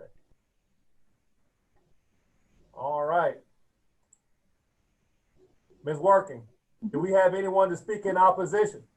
No one in opposition, and unless there's somebody else in that room to speak in favor, there's no one else in favor or opposition. Okay. I've sworn in already. Michael J. Rifford, 110 East Cooper, Folly Beach. And I'm lucky enough to become the builder. And I'm excited to see this project. It's been a 2-year uphill battle for all of us. And we formed an excellent team. And we're excited to see this thing to the end and get it open and restore that community. Thank you, sir. I apologize. I thought I only saw 3 people in this, maybe 4. I do apologize. No worries. Okay. Is there anyone else there that would like to speak in favor?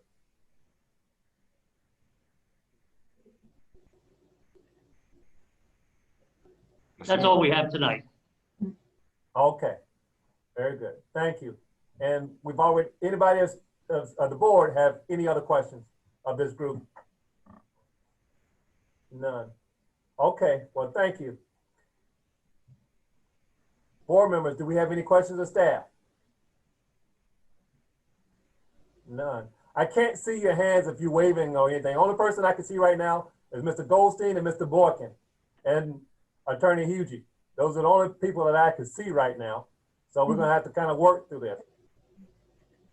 And it's kind of frozen. So I hope everybody can hear me well. At this time, I'm gonna close it to the general public. And I'll ask for a motion to either approve or deny this application.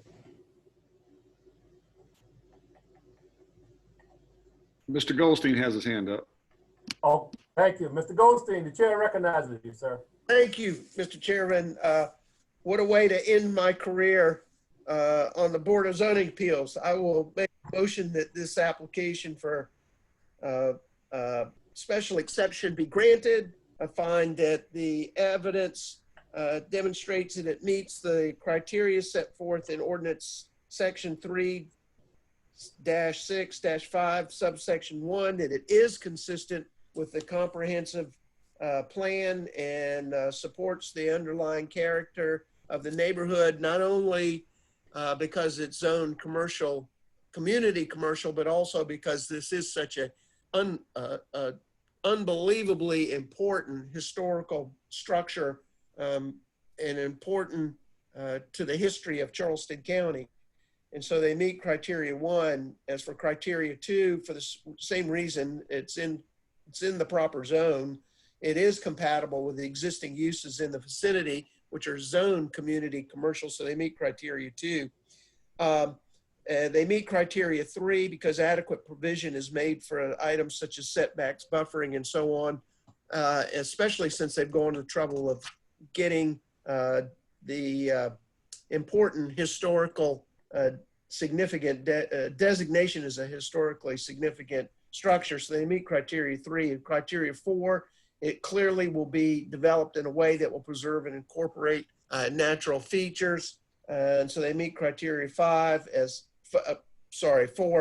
As for criteria 5, the property is currently in limited site plan review and is also subject to the rules and regulations as a historical structure.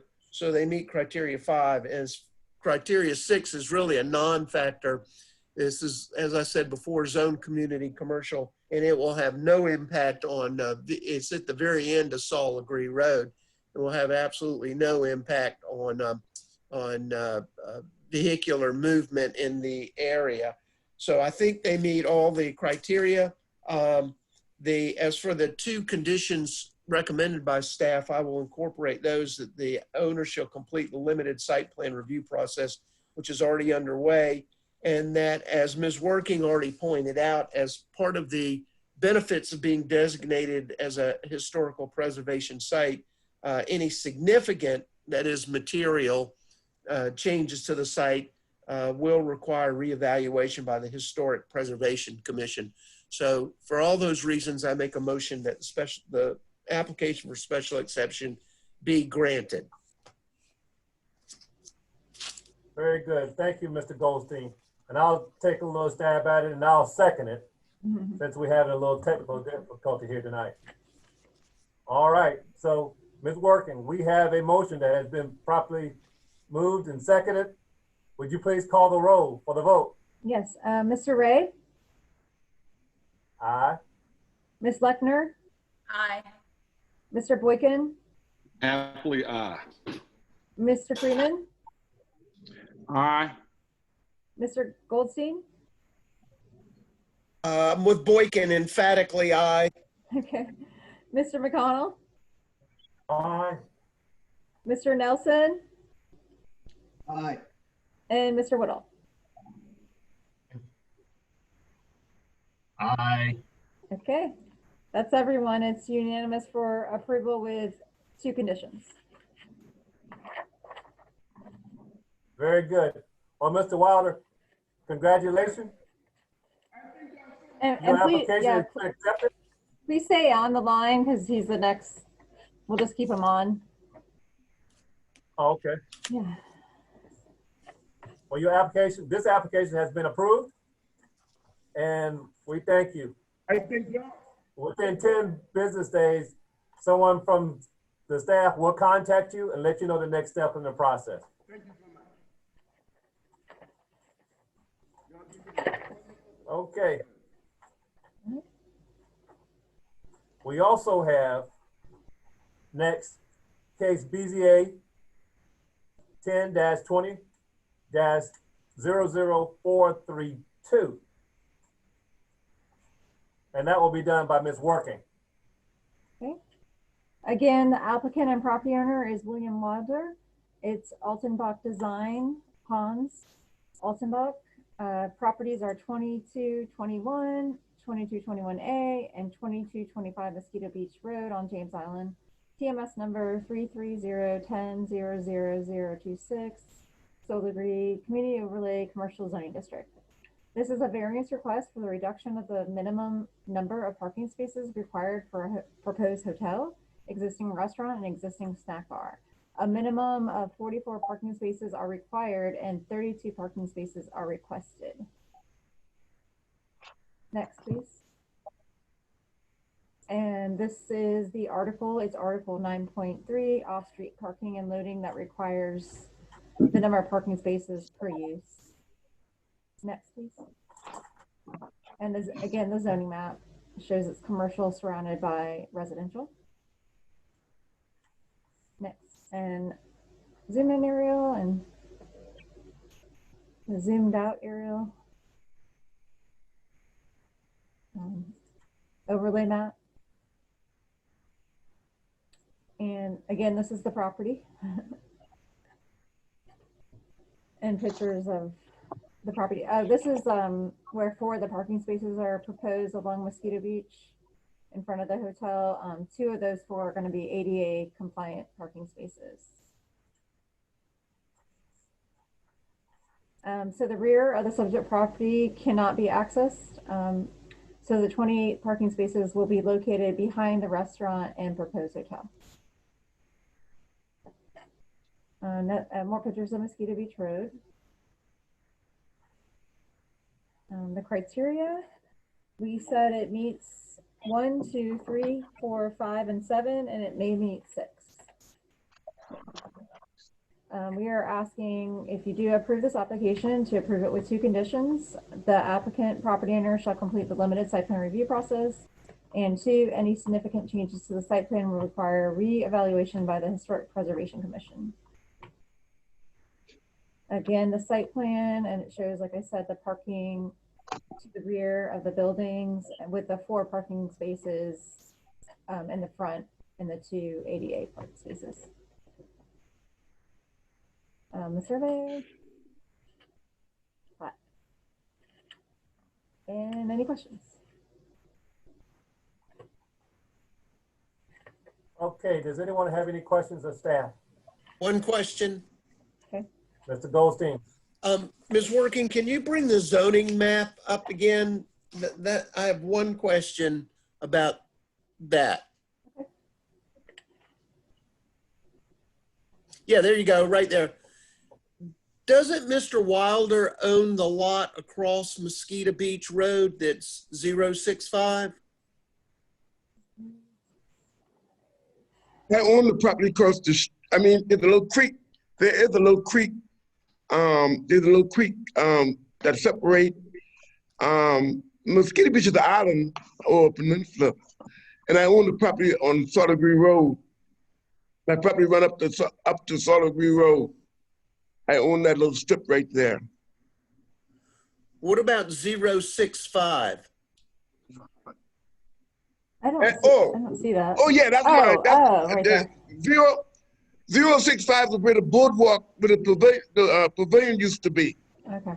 I own that, yes. Well, Ms. Working, couldn't that serve as additional parking that would obviate the need for a request for a variance? No, go to the aerial, Joyce. That's marsh. The aerial for the, yeah, see. Okay. It's marsh. Thank you.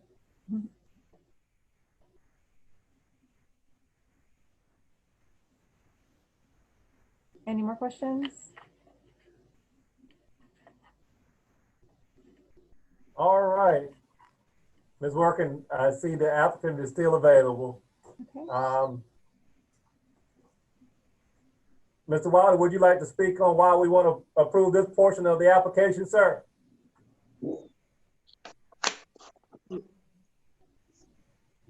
If I can go back Mosquito Beach like I told you, there's 2,000 to 3,000 people on that beach.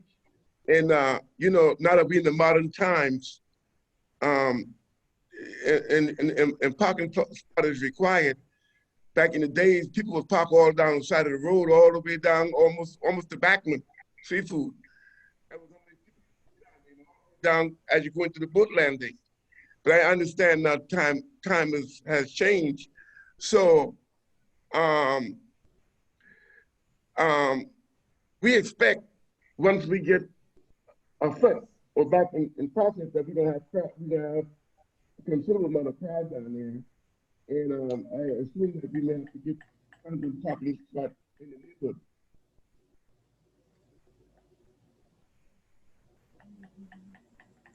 Mr. Wilder, unfortunately, we weren't able to hear most of what you said. Could you repeat that, please? I said,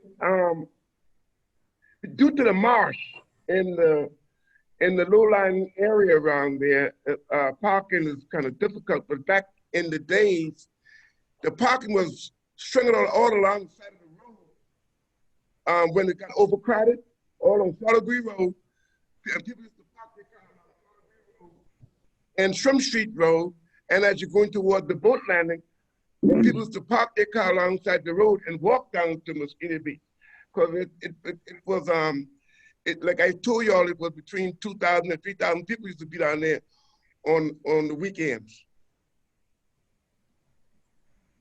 Okay. I imagine that was a good time. You better believe that. It was on.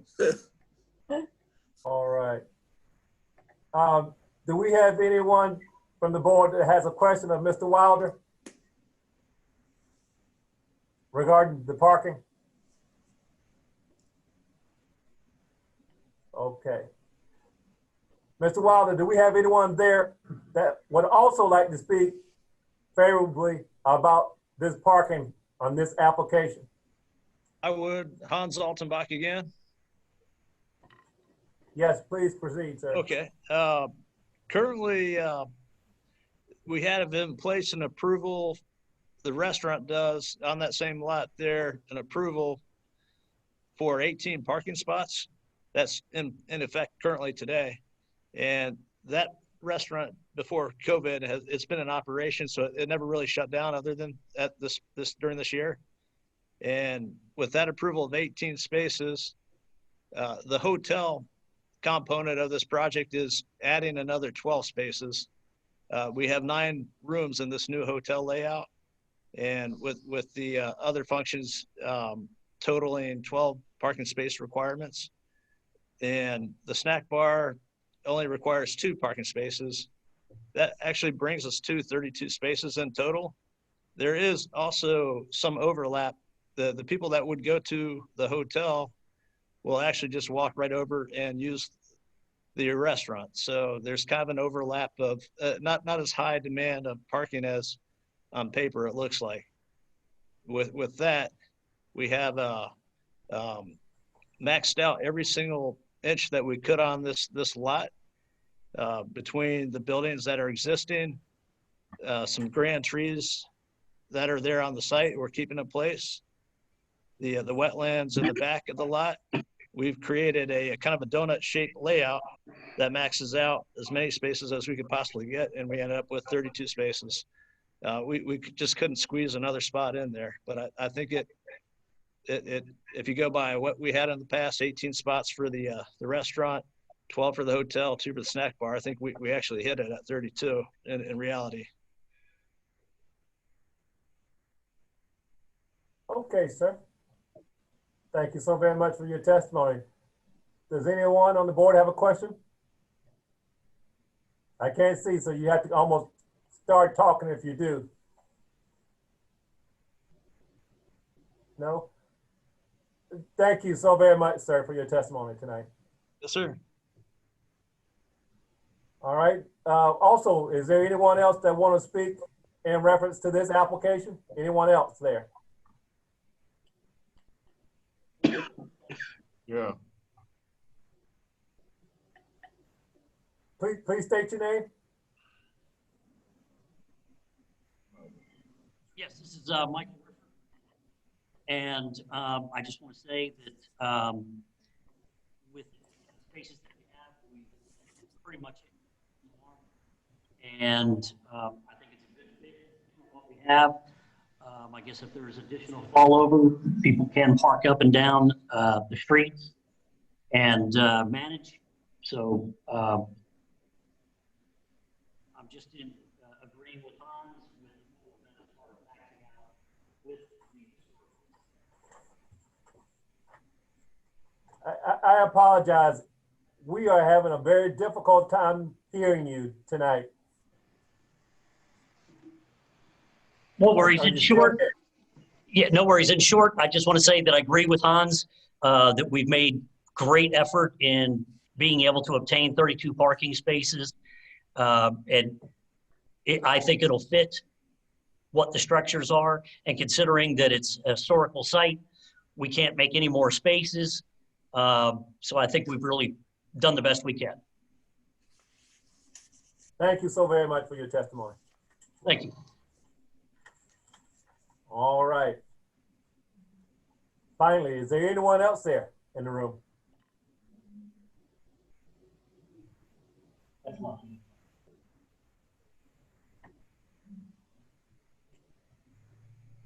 Hearing none, I'd say that that's closed now. Ms. Workin, do we have any opposition left? No, there is no opposition. Okay. So board members, do you have any questions of staff? Any comments? I hope everybody can hear me. We can hear you. All right. Since I hear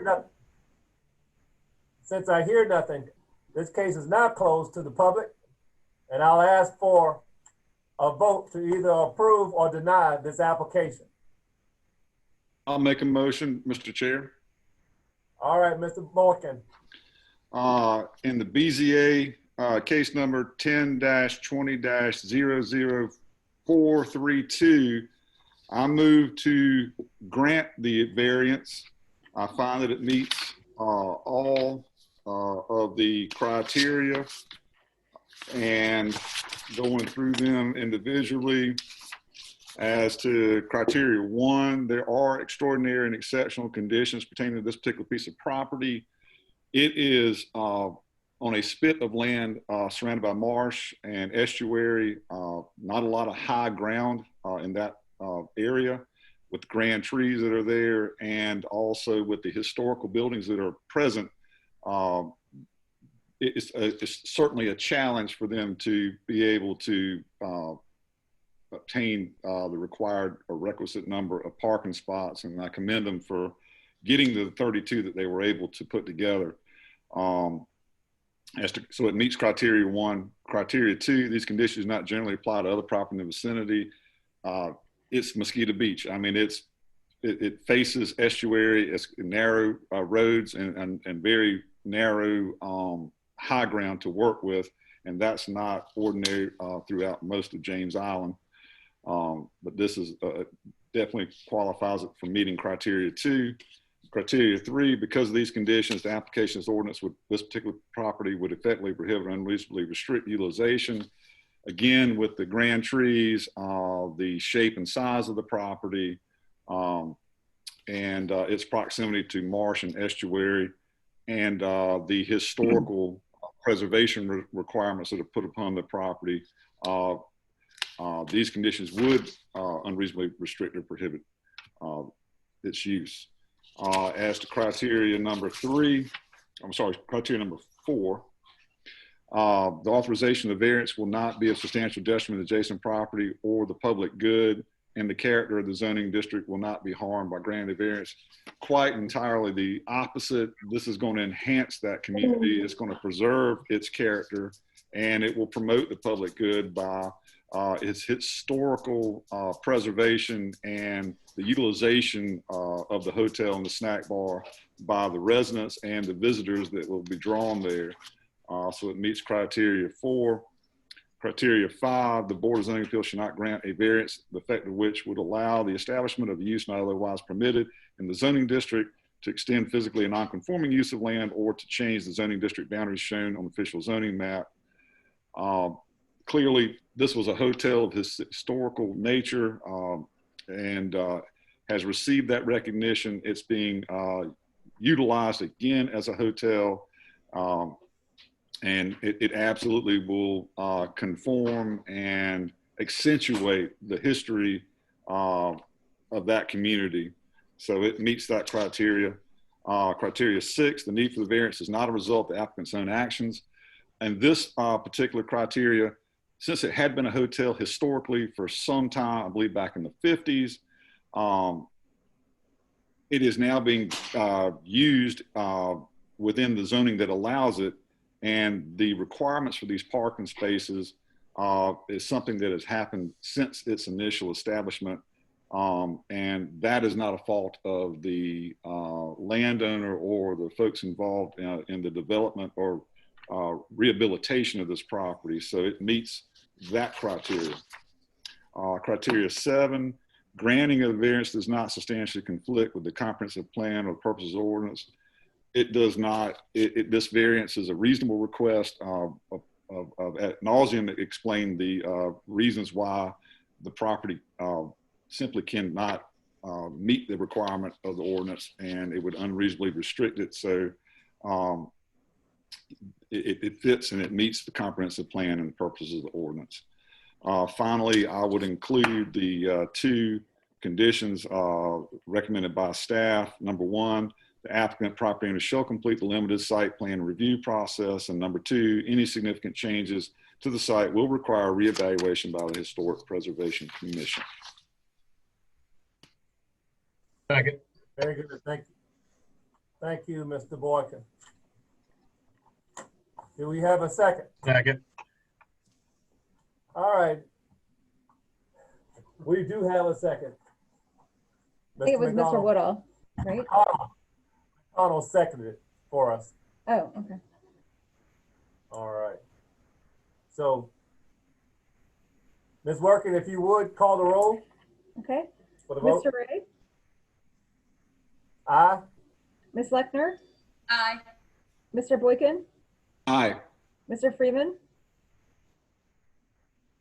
Mr. Freeman? I don't know if we lost him. Aye. Oh, there he is. Mr. Goldstein? Aye. Mr. McConnell? Aye. Mr. Nelson? Aye. And Mr. Woodall? Aye. Okay, so it's unanimous approval with the 2 conditions. Wilder, once again, congratulations on getting your application approved. I know it was a joint effort with everybody, but a lot of hard work together. Within 10 days, you'll get information from the county, letting you know the next steps in the process.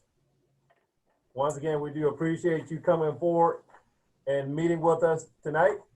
Just always remember, friendship is essential to the soul. Congratulations, sir, and good night.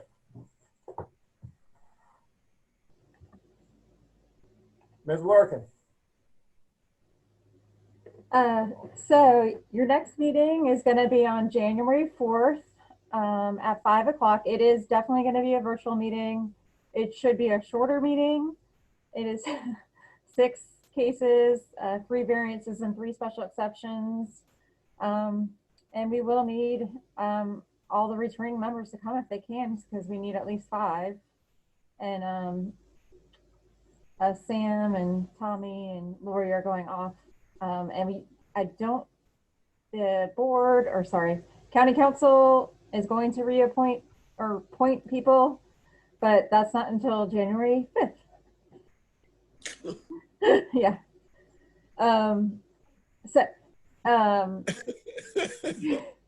You guys are the only members that have completed all the training, like the other boards, HBC and Planning Commission have not. So, yay. It's very exciting. And now we are going to recognize first Mr. McConnell for 17 years of service and 10 years as chair, then Mr. Goldstein for 10 years, and Ms. Lechner for 3 years. So go to the next slide. This You is guys, what you we, see this? Oh, okay. Ms. Working has it put up here for Mr. McConnell. And then, guys, we also have Mr. Goldstein. You got to come in here. You have yours here too, sir. It doesn't say August. My gosh, I think they have to change that. Oh, we have a Sharpie here. We can put it on there.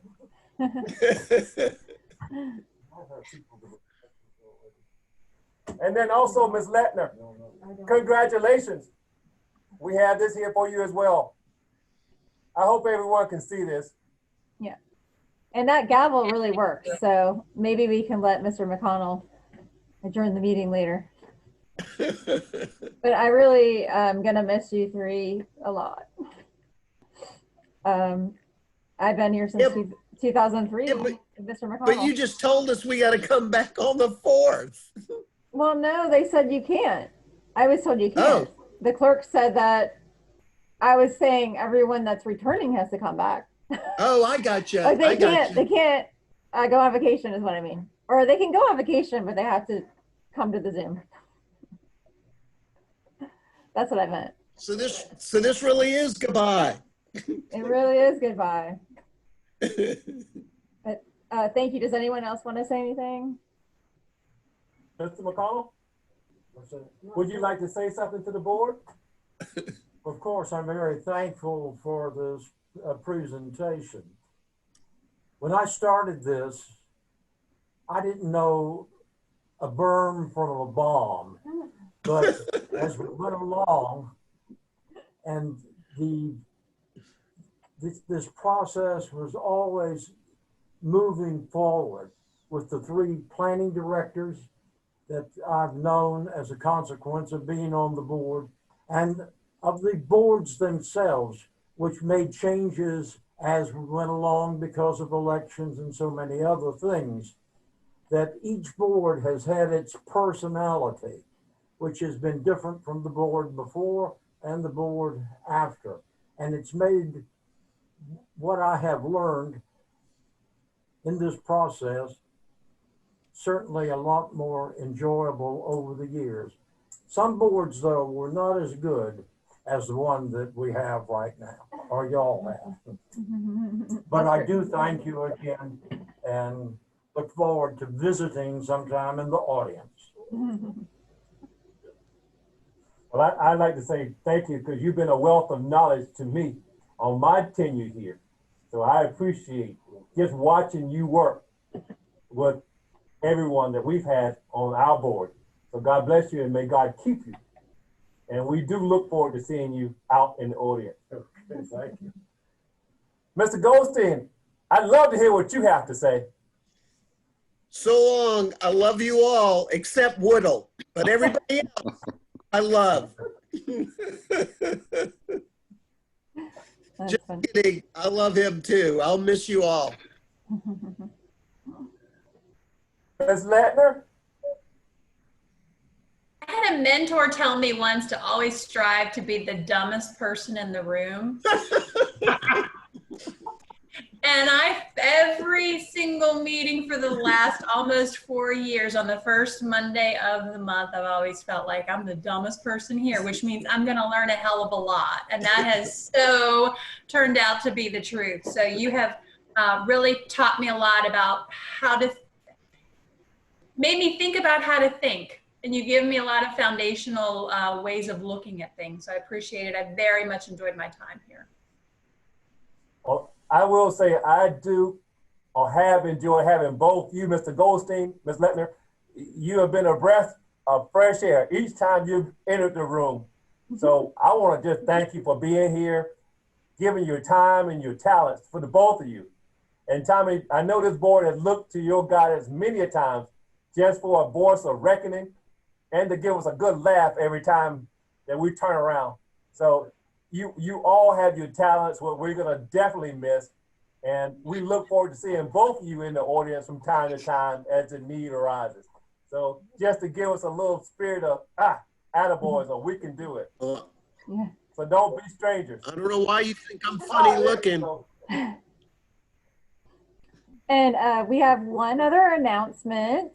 Sally won't be at the January meeting either. She did not resign.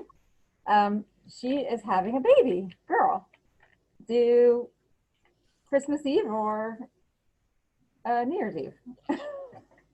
So please tell Sally congratulations. We'll all send her some Gamecock baby onesies. What? Thank you. That won't be necessary, but I've enjoyed working with y'all, and I hate to see y'all, but if y'all ever need anything or have any questions, don't hesitate to call us, and I'll be back later in the year next year. So anyway. You want to say anything? Okay.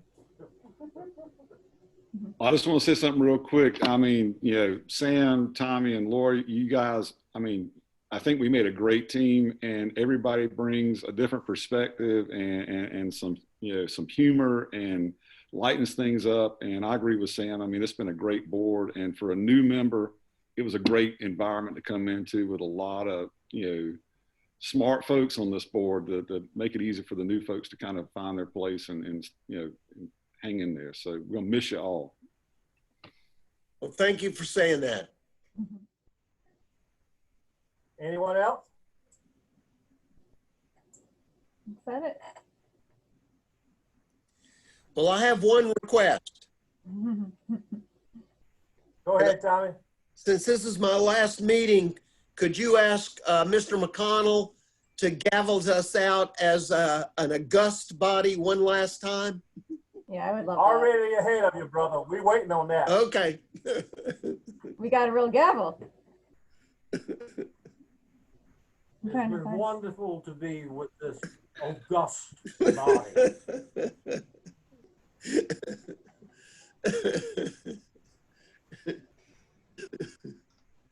Thank you, folks. The meeting's adjourned. See ya. Bye. Good night. Night.